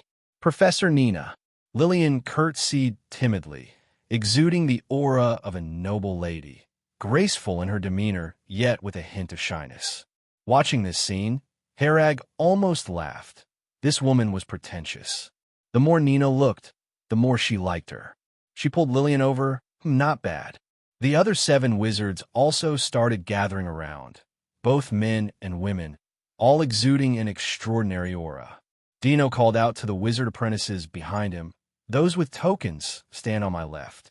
Those without, stand on my right." The 11 wizard apprentices quickly formed 2 groups. There were 7, including Harag and Lillian, who had tokens, and only 4 without. Harag was somewhat surprised that Feger also lacked a token. Dino took out a crystal ball and held it in his left hand, then addressed the wizard apprentices on both sides. Next is the wizard aptitude test, with a full score of 100. The higher the score, the better the aptitude. It's important to note that aptitude isn't everything. In the wizarding world, knowledge and effort are always more important. A good aptitude just means you can progress faster, not that you can slack off. Harag, you go first. Harag stood in the first row and stepped forward. Place your hand on it, then input magic power and relax, Dino advised. Harag did as instructed, placing his hand on the ball and inputting a trace of magic power. The crystal ball immediately swirled with white mist, which then condensed into the number 75. Harag, 75? Very good. Dino patted Harag's shoulder encouragingly. This number was beyond Harag's expectations. He had thought he would score around 40 or 50, playing the fool. A sinister-looking middle-aged man approached, staring at the fireball ring on Harag's hand. If I'm not mistaken, your ring is a token from Moonlight Forest. Yes, sir. Harag felt a strong sense of oppression as the man approached. Not intentional, but an aura inadvertently emitted with his every movement.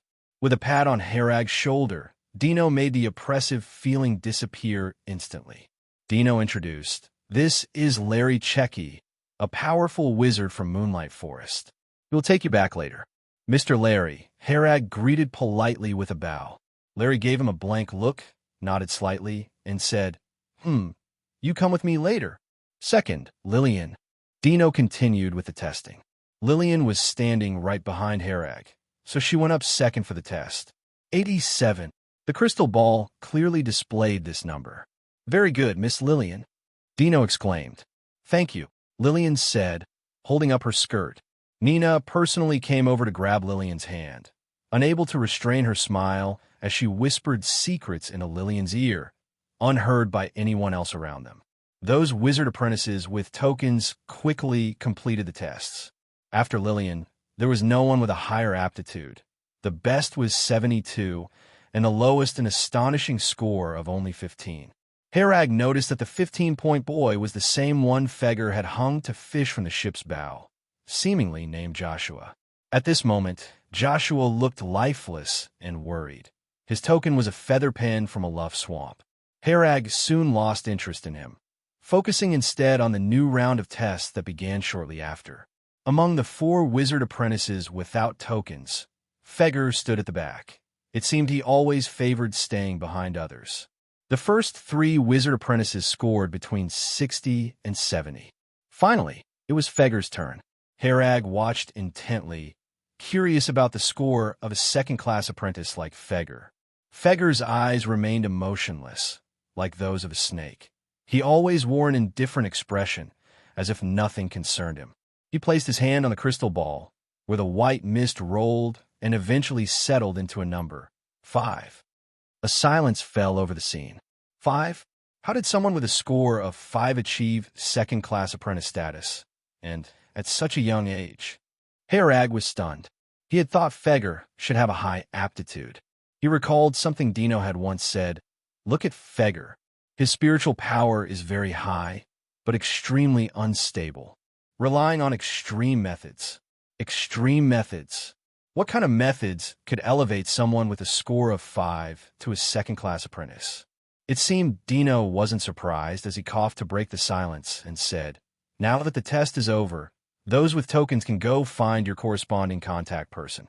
He turned to the 8 wizards who had come to pick them up and said, "So, now there are 4 wizard apprentices without tokens. Are any of you willing to accept them?" Among these 4, except for Feger, the other 3 exceeded the passing score and were quickly recruited by various wizard organizations. In the end, only Feger remained standing there, unapproached. Neither Herag nor his companions had expected that Feger would be, without a token, and end up as the last remaining wizard apprentice. "No one?" Dino asked once more. "Come to Green Cottage with us." After a brief silence on site, a big bearded man stepped forward and invited Feger. Feger said nothing, merely nodded slightly. "Let's go," the big beard said, and walked in front without looking back at Feger. Dino seemed to want to say something to Feger, but in the end, he just moved his throat without uttering a word. After the test, the contacts from various wizard organizations led their respective wizard apprentices away. Over by Professor Nina, there was only one wizard apprentice, Lillian. She held Lillian's hand and headed east. Lillian glanced back at Herag. She tiptoed and whispered something into Professor Nina's ear. After Professor Nina nodded, Lillian walked toward Herag. "What's up?" Herag asked. Lillian gave a slight smile and then threw herself into Herag's arms for a hug. "Remember to write to me. Don't forget we're allies. We must help each other in difficult times," Lillian said softly with her head buried in Herag's chest. "I know." Herag felt the warmth in his arms, and ripples stirred in his heart. "I'm off." Lillian waved at him and gradually disappeared into the white mist behind Professor Nina. This way, Larry stood with his arms crossed by the flower bed.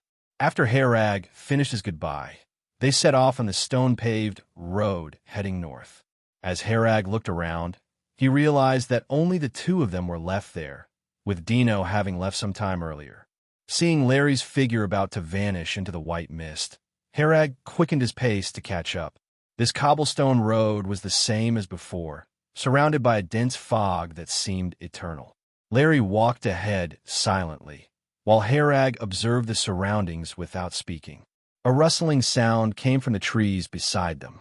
Herag looked up to find 3 crows perched on a branch, tilting their heads in unison to look at him. "Newcomer. It's a newcomer." One of the crows actually spoke. "A newcomer has arrived. Should we catch a field mouse as a gift?" Another crow inquired. "Humans don't eat field mice," a crow screeched. "They love the caterpillars on cauliflower." "You're wrong. I remember it's the field mice. It's the caterpillars."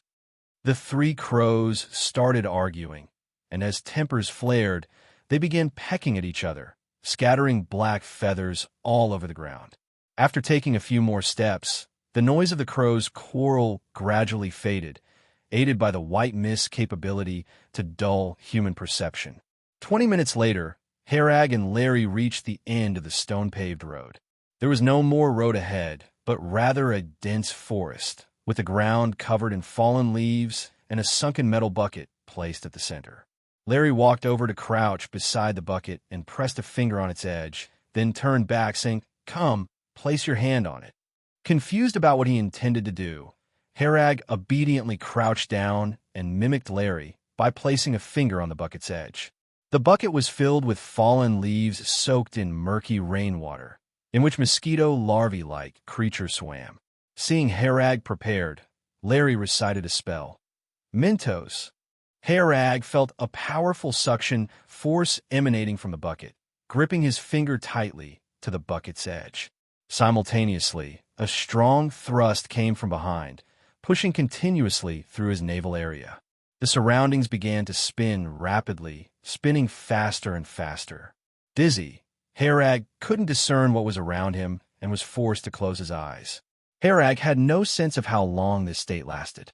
When he instinctively opened his eyes, he found himself in a square. In the center of the square was a huge statue of a curly-haired man holding a book in his left hand and flipping its pages with his right, his eyes gazing forward. That is Carlos Torren, the founding father of the Moonlight Forest, who established it 3,000 years ago. He was a great wizard. Larry looked at the statue with deep respect. He continued, "This place is called Carlos Square. To the south of Carlos Square lies the forest shrouded in white mist, while to the north there is a long stone bridge. The stone bridge spans about 700 meters, with a black chasm beneath it that seems bottomless. Statues line the bridge's railings at 10-meter intervals, showcasing various forms, including gargoyles and knights with sword and shield. As they walked, Larry explained, "I'll take you to register first." Harag walked across the stone bridge, where a perpetual wind howled through the canyon below. High-energy magical source detected. High-energy magical source detected. Shenlong continuously issued alerts. Upon checking, Harag found that every statue on the bridge was a source of high magical power. Harag astutely perceived that these statues were watching him as he passed. "This is one of the defenses of our moonlight forest. Each statue here has considerable strength," said Larry without turning his head. On the opposite side of the bridge was a complex of buildings with a distinct Gothic style, featuring the classic pointed spires. Larry led Harag to a 5-story building, introducing it with, "This is the operations hall, where personnel registration, task assignments, and postings are handled. You'll come here often in the future." Harag nodded, making a mental note of the place. Upon stepping into the operations hall, he was greeted by the soft yellow glow of the lights. Elegant crystal chandeliers hung from the ceiling, emitting gentle yellow light. The hall was spacious, with numerous department windows around it. Many people queued before the windows to handle affairs, while busy wizards inside signed and stamped documents. The arrival of Harag attracted no attention. They went directly to a window labeled Personnel Affairs. Behind the window was a chubby middle-aged woman, her name tag reading Jennifer. She looked up and asked, "What do you need?" "New member," Larry replied. Jennifer glanced at Harag and asked, "Do you have a token?" "Yes." Harag removed a ring from his finger and placed it in front of the window. Jennifer picked up the ring, examined it for a while, then swallowed it whole. Closing her eyes, she said, "All right, no problem." After her inspection, she spat the ring out and placed it in front of the window, gesturing for Harag to take it back. Harag frowned at the saliva-covered ring, but reluctantly took it back. He already sensed that Jennifer was also an official wizard and didn't want to offend her right after arriving. After checking the ring, Jennifer pushed off with her feet, causing the chair to retreat with a heavy sound. She then opened the drawer in front and rummaged through it chaotically. After a while, she pulled out a yellowed piece of paper from a pile of wrinkled sheets. "Fill out this form." Larry handed the form to Harag, who took it and glanced at it. It was titled Moonlight Forest New Member Registration Form. Larry advised, "Don't fill it out carelessly. You can leave spaces blank, but don't lie. There is enchantment magic on this form." This prompted Harag to notice the faint flow of magic power within the paper, subtle enough to go unnoticed without special attention. Beside the window was a quill and a bottle of ink, which Harag took to carefully fill out his information. The form was detailed: age, gender, birthplace, practice of meditation methods, duration of practice. He even noticed a section asking, "Are you a virgin?" "Sign your name in this spot after you finish filling it out." Larry pointed to a blank space at the end. Harag checked it again, making sure everything that needed to be filled in was completed, and then signed his name at the bottom. Harag Merlin. The form instantly burst into blue flames, and Harag instinctively withdrew his hand, only to realize the flames had no temperature. The flames spread quickly, engulfing the entire form, which was soon consumed without leaving a trace of ash. "Welcome to the Moonlight Forest," Larry said blandly. Jennifer pulled out a small slip of paper, then picked up a stamp and pressed it heavily onto the slip, with such force that Harag wondered if the paper might get damaged. "Go to the materials office to receive your items." Jennifer handed the slip through the window. Harag looked at it. The slip contained his basic information and a list of supplies. 1 wizard apprentice robe, 1 magic net talisman stone, 3 course selection vouchers, 1 room in the Northern Forest area dormitory. one library first floor privileges borrowing card, one magic stone. The list was quite long, containing many items. The materials office window had many people lined up, already forming a long queue. Mr. Larry. Good evening, Mr. Larry. Looks like there's a newcomer, and quite a handsome chap. Mr. Larry, when will your herbalism class start again? Or can I pay for a private lesson? All those in line were wizard apprentices. Once someone noticed Larry, the others turned to greet him as well. Larry maintained a blank expression. I'm busy with experiments recently, so I have no time to open a class, nor to provide tutoring. Mr. Larry, do you teach herbalism? Harag asked. I generally teach herbalism and magic potion, but I haven't had the time to start any classes lately, Larry replied. After queuing for a while, Harag signed a slip and then received his pile of items. The wizard apprentice robe was gray-brown and felt very soft to the touch. This robe had certain magical defense properties, reducing spell damage received by the wearer. The magic net talisman stone was a rectangular transparent crystal. When Harag input magic power into it, a virtual screen was projected from the crystal, displaying options such as friends, course schedule, tasks, and tavern gossip. Larry took out a similar talisman stone and said, the magic net is a wide-area magic developed jointly by our card wizard organization, primarily used for information transmission, and it's been established for 2,000 years. The talisman stone is important.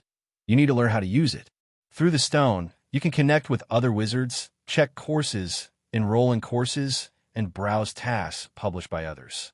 The number in the upper right corner is your ID, which others can use to add you as a friend and contact you.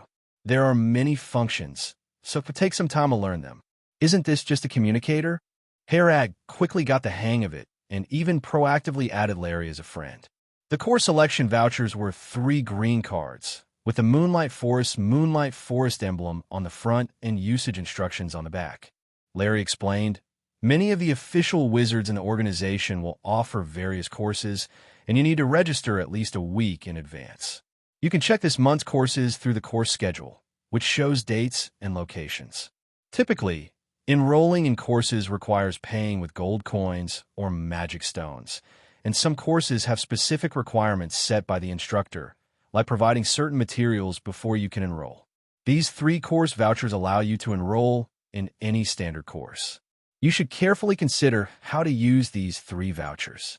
I recommend signing up for some basic courses. Even if you enroll in advanced courses, you won't understand them and will waste the opportunity. Harag asked, Mr. Larry, do you have any recommended courses? Larry pondered. Mr. Oleg Zotiev's Basic Principles of Spell Model Construction and Ms. Loli Afin's Basic Principles of Meditation are both quite suitable for you. Choosing these 2 can't go wrong. The rest should depend on your own situation and what you want to learn. Thank you, Mr. Larry. If your herbalism and magic potion courses start, I'll definitely enroll, Harag said with a smile. I suggest studying those 2 courses later as they require sufficient funds. You won't be able to do many experiments without money, and the materials are quite expensive, Larry said seriously. Harag took out the dark magic stone and asked, how much is a magic stone worth in gold coins? The market price is 100 gold coins, but no one would sell magic stones to get gold coins, as others would think you're a fool. Transactions between wizards are often settled with magic stones, not gold coins.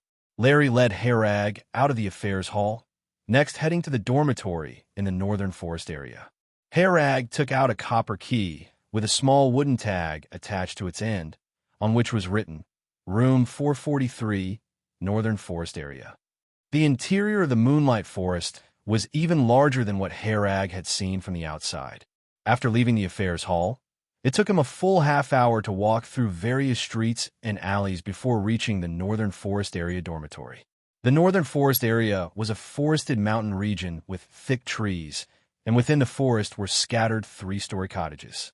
These cottages served as dormitories for wizard apprentices, 1 person per cottage. On the way to room 443, Harag noticed that each of these cottages was different, with colors varied, and some with small vegetable gardens next to them, well tended. Larry explained, once assigned to you, this house belongs to you, so you can remodel it to your liking. Where do you live, Mr. Larry? Harag asked curiously. I live in a town, Larry replied. In town. Larry stopped and looked back at the buildings they had just passed and said, the area we just walked through is called the town, where only official wizards can live. The Northern Forest area is generally for wizard apprentices, though some remain there even after becoming official wizards. It all depends on personal preference. The houses in town have spatial magic, so the interior space is quite large. I see, Harag mused, preferring the solitary forest homes for their tranquility. Here we are. My task is complete. If you have any more questions, you can consult the affairs hall. Someone there will be able to help you. Larry finished and then vanished into a wisp of smoke. Mr. Larry sure clocks out quickly, Harag observed, hardly having time to thank him. He turned back to look at his new home, a 3-story detached structure surrounded by dense forest, a stream gently flowing nearby. This environment, though lacking a bit of the lived-in feel, was very suitable for a wizard's life, as both wizard meditation and experimental research required a quiet setting. Harag inserted the copper key into the door slot, and once inside, the door activated with a flow of magic, unlocking automatically with a click. After the door opened, the lights inside the room automatically illuminated, casting a soft yellow glow. The room was furnished completely with tables, chairs, and other furniture, and there was a stack of wood beside the fireplace. Some oil paintings hung on the walls, mostly landscapes. The lamps on the walls resembled those on the ship, but with a more refined design, softer light, and a pale yellow stone inside. The first floor of the house was a lounge and kitchen. The second floor had 3 rooms, 1 bedroom, 1 study, and 1 empty. The third floor was an attic with a lower height, suitable for storing sundries. The kitchen was equipped with complete dinnerware and various condiments, and Harag also found tea leaves and coffee. Harag lit the wood to start a fire in the fireplace, then heated a kettle and brewed a cup of coffee for himself. After a brief rest, Harag began to arrange the subsequent plan. Shenlong, provide a suggested study plan. The suggested study plan is as follows. 1. Study basic principles of meditation. 2. Study basic principles of spell model construction. 3. Study multiple languages. 4. Study a defensive level 0 spell. 5. Study an attack magic. Shenlong devised a series of plans, and Harag realized he had a significant amount of work ahead of him as he looked at the schedule. He checked the timetable through the Talisman Stone. Classes at Moonlight Forest were scheduled from 9 a.m. to 9 p.m., each lasting 3 hours. This month, almost every single day was packed with different types of classes, including anatomy, necrobiology, shadow studies, etc. Harag searched and found lowly aphids, basic principles of meditation, which was conveniently starting a new round of classes next Monday. This price. He glanced at the cost of the course, which required 15 gold coins. Gold coins were to be paid in person, but Harag had a course voucher. He could simply use the voucher then. Moonlight Forest periodically converted the vouchers into gold coins for the teaching wizards. The meditation class consisted of 3 sessions, totaling 9 hours. Just one course cost 15 gold coins, and it's only a basic course. Harag took out his wallet from his space ring and counted it, finding only 20 gold coins in total. Let's see the tasks. Harag accessed the task section to survey the situation. Wanted, Herbalism Experimental Assistant, must possess herbalism knowledge, hired after passing on-site assessment, payment 30 gold coins. Looking for assistance in slaying a mountain giant, requires at least a second-class apprentice with 2 or more attack magic spells, payment 20 magic stones. Collect Ghost Valley Walking Grass, 20 gold coins per plant. The Talisman Stone could only browse tasks and contact task publishers. Posting tasks required going to the affairs hall, filling in the information, and paying a deposit, whereby the task would subsequently update on the magic net. Each Talisman Stone was bound to the corresponding wizard, and its internal functions varied depending on the wizard organization. The usage distance of the Talisman Stone was also limited. It could only be used within the area where the 8 wizard organizations were located. Beyond that, It became unusable, though it sufficed for everyday use. Herag ended up enrolling in Basic Principles of Meditation, Basic Principles of Spell Model Construction, and Basic Introduction to Herbalism. He calculated that the 3 courses would normally require 70 gold coins. In herbalism, Larry temporarily had no course plans, so Herag opted for the course of a female, which named Yuna. The 3 courses would be completed within 3 weeks, and Herag's next plan was to borrow books. The courses here did not provide textbooks, so wizard apprentices had to prepare them themselves. They could directly borrow from libraries if a copy was available. Otherwise, they could only purchase from other wizard apprentices. The library at Moonlight Forest was the tallest building here, with a full 17 floors. This library, already over 2,000 years old, housed a variety of books. Herag's library card privileges were at the lowest level, allowing him to borrow books only from the first floor. Fortunately, the 3 books required for his classes were foundational and located on the first floor. Herag borrowed the textbooks for meditation and herbalism, but the ones for spell model construction were already borrowed out, with none left for now. You can check the flea market. The librarian noticed he was a newcomer and suggested helpfully. Flea market, the library administrator said. Wizards in the forest sell unneeded items there, everything imaginable. You could go take a look. Following the librarian's directions, Herag reached the west side of the town, where the flea market was. It was not much different from ordinary street markets, except it was quieter, as wizards generally kept to themselves. Many wizard apprentices manning stalls were absorbed in reading books, putting their studies aside only to conduct business when someone asked.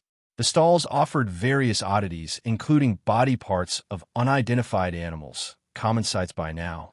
Herag even noticed someone selling dung, labeled as dragon dung. Oddly enough, the dung seemed fresh, hardly resembling dragon dung.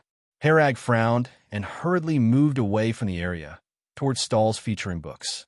One stall had several piles of books, and the vendor was a bespectacled, slender boy. "Do you have the book Basic Principles of Spell Model Construction?" Herag asked. The boy adjusted his glasses and nodded. Yes. He struggled to search through the pile of books, appearing to have forgotten its location, and after considerable effort, finally found it. "How much is it?" Herag asked. 50 silver coins. Herag was a bit incredulous. "How much?" The boy explained, "That's the going rate. I bought it for 50 silver coins as well. You can sell it after the class and recoup your costs. We all do this. Buying these books is merely to break even, not to make a profit." To be cautious, Herag asked around at other stalls and found that the boy's claims were true. While he didn't entirely believe they weren't making profits, the market price was indeed thus. Here, Herag counted out 50 silver coins and took the spell model book. Once the boy tallied the silver coins, he asked, "You're a newcomer, right? You can add me as a talisman stone friend. I have a lot of books." "Okay." Herag agreed, figuring it would expedite future book searches. "Hello, I'm Leo Severon." Leo smiled. Herag Merlin. After adding him, Herag's friend list contained 2 contacts. "I wonder what Lillian's talisman stone ID is." Herag suddenly pondered. They were unaware of the talisman stone's existence before coming, and they were currently reliant on letters for contact. Herag returned home and sat at his desk to write a letter, informing Lillian about his current situation and attached his talisman stone number. There was a mailbox in town, so Herag dropped it off the next day on his way to class. Lady Loli's meditation course was held in a high tower, and there weren't many wizard apprentices attending, only 5 people. Herag glanced at the others and noticed they were all first-class apprentices like him who had just joined. He was the only one who came by ship from the sea. Moonlight Forest had more than just one source of new blood. Lady Loli appeared to be around 30 years old, exuding the charm of a mature woman. Her attire was rather bold, with long legs draped in black silk, perfectly outlining their curves. "Thank you all for registering for my course. I will use these 3 classes to explain the basic principles of meditation." Lady Loli opened her textbook and began to teach. As you all know, meditation is about sensing the ubiquitous free energies absorbing and converting them to enhance our spiritual power, thus increasing our strength. Even without learning any meditation method, simply meditating can complete this process, but at a much slower and less efficient pace. That is why meditation methods were born. Although most meditation methods differ, the basic principle is the same, which is the contemplation method. The contemplation method involves selecting an anchor for yourself, and during meditation, using this anchor to speed up the absorption of free energy. Different anchors create different meditation methods, and the effects vary. Common anchors include earth, vegetation, and rivers. These types of anchors are the most common, but have average efficiency. It is said that in ancient times, there were meditation methods to contemplate the sun, moon, and stars. These methods were immensely powerful and had high limits, but are lost to history. Relevant information has been gathered. Data on meditation methods are being supplemented. As Harag listened to the lecture, Shenlong was also inputting and analyzing the information conveyed by Lady Loli. Harag instantly felt enlightened by her lecture. Merely reading the textbook hadn't given him such a profound understanding. Lady Loli's explanation made him feel as if a veil had been lifted. The starry sky meditation technique is truly extraordinary. He realized after the first class the uniqueness of the starry sky meditation technique. Typically, a meditation method involves continually contemplating a single anchor to increase spiritual power with limited efficiency. The starry sky meditation technique's anchor has no limit. With each successful meditation on a new star, his spiritual power could immediately grow. 2 days later, Harag had completed the 3 meditation classes. Besides gaining valuable insights, Shenlong had also collected much useful information. The information on a meditation method is sufficient to upgrade and optimize the starry sky meditation technique by consuming 360% magic power. Would you like to upgrade and optimize? Shenlong provided a prompt, which was something Harag didn't anticipate. He asked, what improvements come with upgrade and optimization? After optimization, the starry sky meditation technique will modify the meditation method to a combination array map method, significantly enhancing meditation speed. Upgrade and optimize the starry sky meditation technique. Upgrade and optimization underway. Estimated time: 5 days, 3 hours, and 25 minutes.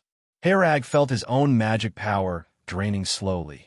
This power was supplied to Shenlong for computing the upgrade and optimization. He didn't expect it to take so long. Constructing a spell model for the partial petrification technique only took 25 minutes. The magic power consumption was even more astonishing. A 360% consumption meant he would nearly exhaust his magic power and have to wait for it to replenish before continuing the meditation method upgrade. Fortunately, the magic power consumption was not all at once, and the meditation method upgrade could pause and await magic power recovery.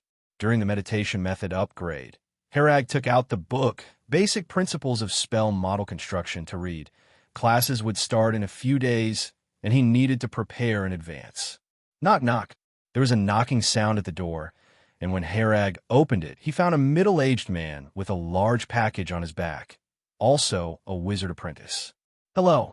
Are you Mr. Harag Merlin? He asked, holding a note. That's me. What's the matter? Harag inquired. The man took out a wooden box from the large package on his back and said, I am Evo, responsible for delivering and retrieving things in the forest. This is something sent to you by Miss Lillian from Audustud Academy. Oh, Harag received the wooden box, feeling its weight. It wasn't clear what was inside. Please sign here. Evo fished out a quill pen from his pocket, moistened it with his mouth, and handed it to Harag. Harag carefully grasped the quill by its end and signed his name on the note. Thank you. If you have anything to send, just find me. Evo smiled, put away the note, and carried the large package to his next destination. Using a bit of force, Harag opened the lid of the wooden box. Inside was a small golden cloth bag and a letter. He first opened the letter. If I don't reach out to you, you won't write to me, huh? This is the first time in my life writing to a man. Recently, Professor Nina accepted me as her student, and she covers all my study expenses and treats me very well. I asked Professor Nina about it specifically. I heard that courses in Moonlight Forest are very expensive, and you're likely to earn gold coins and magic stones by completing tasks to procure resources yourself. I figured since I don't need gold coins right now, and have plenty to spare, I sent you 500 gold coins. Remember, I'm lending it to you, and you have to pay it back later. But being the generous person I am, I won't charge you interest. After you receive it, make sure to count them. I don't quite trust the person delivering the items here. Let's work hard together, and remember not to take on too dangerous tasks. Life is long, and there's no need to take unnecessary risks. Lastly, I'm still resentful about you not writing to me. Remember to add me as a Talisman Stone friend after receiving this letter, and be sure to write me back. Lillian Stewart, Holy Radiance Calendar 4175, June 25th. Harag murmured after reading the letter. The 25th, so she wrote it the same day I wrote mine. She hadn't received my letter yet when she wrote it. He picked up the exquisite golden cloth bag, and upon opening it, found it filled with glittering gold coins. Shenlan, count how many gold coins there are. Harag immediately instructed Shenlan to count them. There are a total of 500 gold coins. Looks like none are missing. This amount of money is a timely help. These 500 gold coins were truly a lifesaver for Harag, as he was in dire need of money. With these coins, he could focus on learning the knowledge he wanted, quickly enhance his abilities without expending too much effort in completing tasks to earn money. Does this mean I'm living off someone else's favor? Harag chuckled, took out the talisman stone, and entered Lillian's talisman stone number to add her as a friend. Your permission does not currently allow cross-organization communication. The talisman stone displayed a message. Harag hadn't anticipated such a restriction, but upon reflection, he understood why. He was just a first-class wizard apprentice, and the relationships among wizard organizations were complex, involving both cooperation and conflict. If he were an insider infiltrating, it would be easy to leak information. 5 days later, the Starry Sky meditation technique upgrade optimization is complete. Harag closed his eyes and began to meditate. After the upgrade of the Starry Sky meditation technique, the 3.5 stars in Harag's mind, which were originally scattered randomly, are now connected together. Shenlan added an auxiliary background, and Harag understood. It resembled the 1,000-array maps he encountered when deciphering the pocket watch, but these maps had fewer points. The existing 3 stars are sequentially positioned on several magic power points of the first map. Harag calculated that there are 7 more magic power points on this map. The 3 stars form part of an array map, connected in a continuous line. During meditation, Harag discovered that the 3 stars had a slight connection, significantly increasing the speed of meditation. The 4th star was initially expected to take another month, but at this pace, it would be solidified within a week. In addition to the increased meditation speed, the speed of magic power circulation also improved considerably. Partial petrification. Harag's right hand turned grayish-white. Shenlan, how long did this casting take? This partial petrification took 0.86 seconds. Harag contemplated 0.86 seconds. It previously took 1.3 seconds. The improvement is notable. This 0.5-second improvement can be considered significant, playing an important role in real combat situations. Once the first array map is completed, there should be further changes. Harag decided to enroll in multiple courses to provide Shenlan with sufficient data support and information entry. With Shenlan's powerful data analysis and calculation capabilities, Harag only needs to input enough data, and Shenlan can accomplish many tasks. During the upgrade period of the meditation method, Harag took the time to write another letter to Lillian. Due to the permission restrictions of the Moonlight Forest Talisman Stone, they can only communicate via letters. 5 days later, the basic principles of spell model construction data has been entered, increasing spell model construction speed by 20%. The herbalism database has been updated, adding multiple magic potion material effects and uses, New conventional magic potion, refining procedures, new Wolf's Bane potion formula, and white fresh cure potion formula. In 5 days, Harag completed the basic principles of spell model construction course and the basic introduction to herbalism course. At the same time, the 4-star The Starry Sky meditation technique was also successfully meditated on.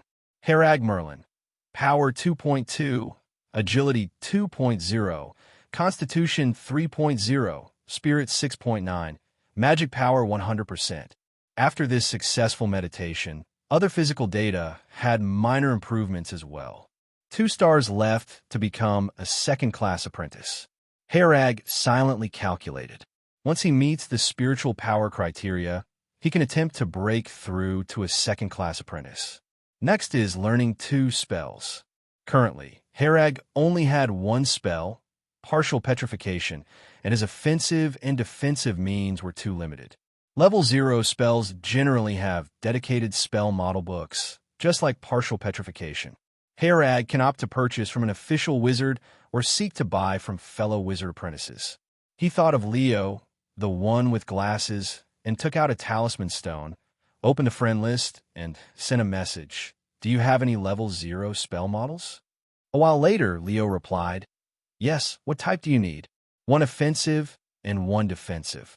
For offense, there's Ice Cone Technique, Small Fireball Technique, Corrosive Arrow. For defense, Ice Shield. Leo then projected several diagrams showing the overview spell models of these spells, along with brief data and effect descriptions. Ice Cone Technique. High magic power consumption, fast speed, strong attack, with freezing effect affected in hot areas. Small Fireball Technique. High magic power consumption, moderate speed, strong attack, with explosion and burning effect, can't be cast underwater.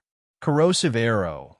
Moderate magic power consumption, extremely fast speed, strong attack with a corrosion effect. Ice Shield.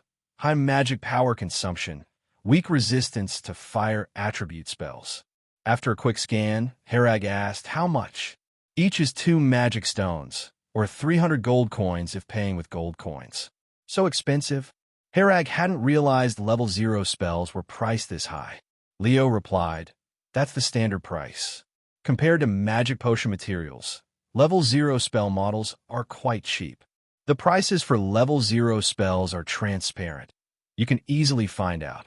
However, newly joined wizard apprentices usually can't afford level 0 spells. Generally, they do some tasks to earn magic stones before studying level 0 spells. If you accept tasks, it's best to find those rewarding magic stones. Gold coin tasks, while simple, are too slow.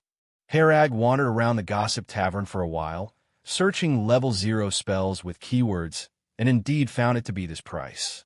He opened Leo's chat window and replied, I'll take the Corrosive Arrow.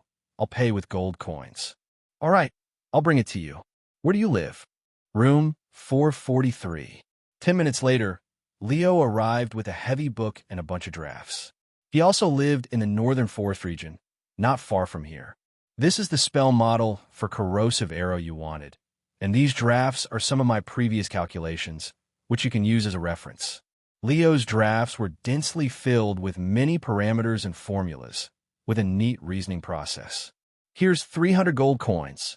Count them. Harag's money pouch was suddenly much lighter, which pained him a little. Lillian probably didn't expect Harag's gold coin consumption to be this quick. Leo adjusted his glasses and used magic power to let the gold coins jump one by one into his pocket. Transaction complete. If you have any questions, feel free to ask me. While I'm not busy, I can provide answers. The Corrosive Arrow spell is a bit challenging. After checking all the coins, Leo got up to leave. All right, thank you. Harag got up to see Leo to the door. After closing the door, Harag sighed. I didn't expect there to be after-sales service. Leo, indeed, has the air of a researcher.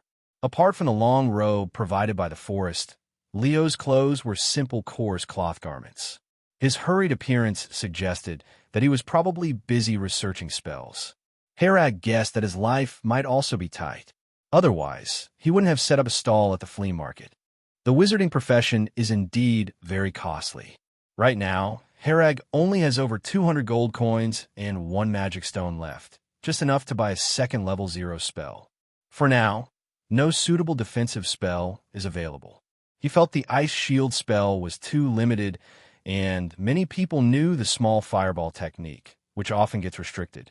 Among the 3 offensive spells, he eliminated the small fireball technique first because his ring was already enchanted with this spell, though the casting speed is slower. The Ice Cone technique wasn't suitable for sustained combat. His spiritual power was lacking, his magic was limited, and the Ice Cone technique consumed too much magic power. Thus, he finally went with the Corrosive Arrow spell, as its usage scenarios are relatively broad. Though he didn't need Leo's drafts much, Shenlong could complete all the calculation processes. Even the spell model construction didn't need to be done manually. Nevertheless, he went through the drafts in their entirety, recognizing Leo as a very logical wizard.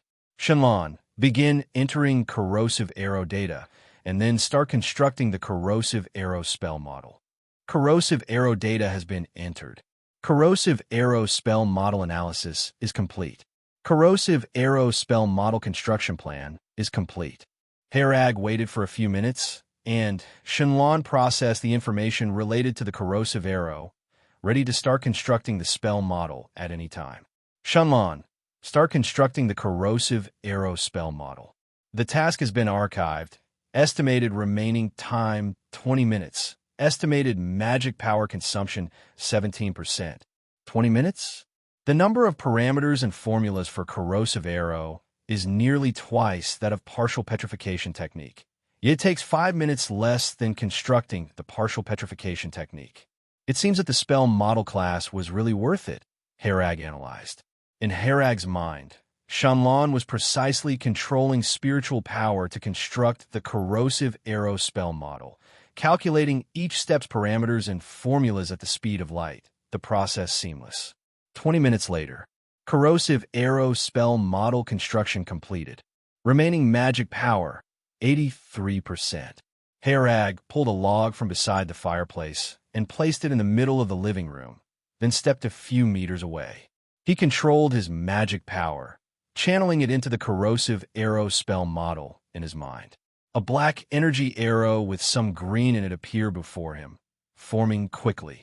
Shenlong's statistics showed it only took 0.12 seconds to complete this spell casting. Harag guided the Corrosive Arrow to shoot out and hit the log in the living room. The log was split in half. From the cross-section, black corrosive energy began to spread, and in the blink of an eye, the 2 halves of the log were covered by corrosive energy, making a sizzling sound. A pungent smell was released. Harag approached to examine, and bubbles were emerging on the surface of the log. The corrosiveness of the energy was very strong, penetrating deep into the log, swiftly corroding the 2 halves into hollowed-out decay. The effect is good. Harag was quite satisfied with his Corrosive Arrow. If the Corrosive Arrow hit a person, it would torment them like bone-entrenched maggots, difficult to handle. Remaining magic power, 77%. Harag contemplated, casting the Corrosive Arrow once consumes 6% magic power. This spell doesn't have the straightforward destructive power of Fireball technique or Ice Cone technique, but it excels in sustained combat, high tolerance for mistakes. I can miss many shots, but once you are hit, you will be entirely on the defensive. But similarly, right now, I have no means of defending against other people's spells. Harag frowned. This was a problem that needed quick resolution. He opened the talisman stone, sent Leo a message. Do you have anything besides Ice Shield? Can you find other defensive magic? After a moment, Leo replied, For now, I only have Ice Shield. You might want to post a task to purchase or ask an official wizard you know. They usually have more options. Okay, thanks. You're welcome. Harag decided to ask Larry. If all else failed, he'd have to post a task to acquire defensive magic. The key problem was that he didn't have much money on him right now. Mr. Larry, are you there? I'd like to buy a level 0 defensive spell model. Do you happen to have one suitable? Harag asked directly. The message went hours without a response, but Harag wasn't anxious, poured a cup of coffee, and continued reading the book on Corrosive Arrow. After a while, the There was finally a reply from Larry. I have one. Suitable for you are Ice Shield, Mana Shield, and Dark Energy Shield.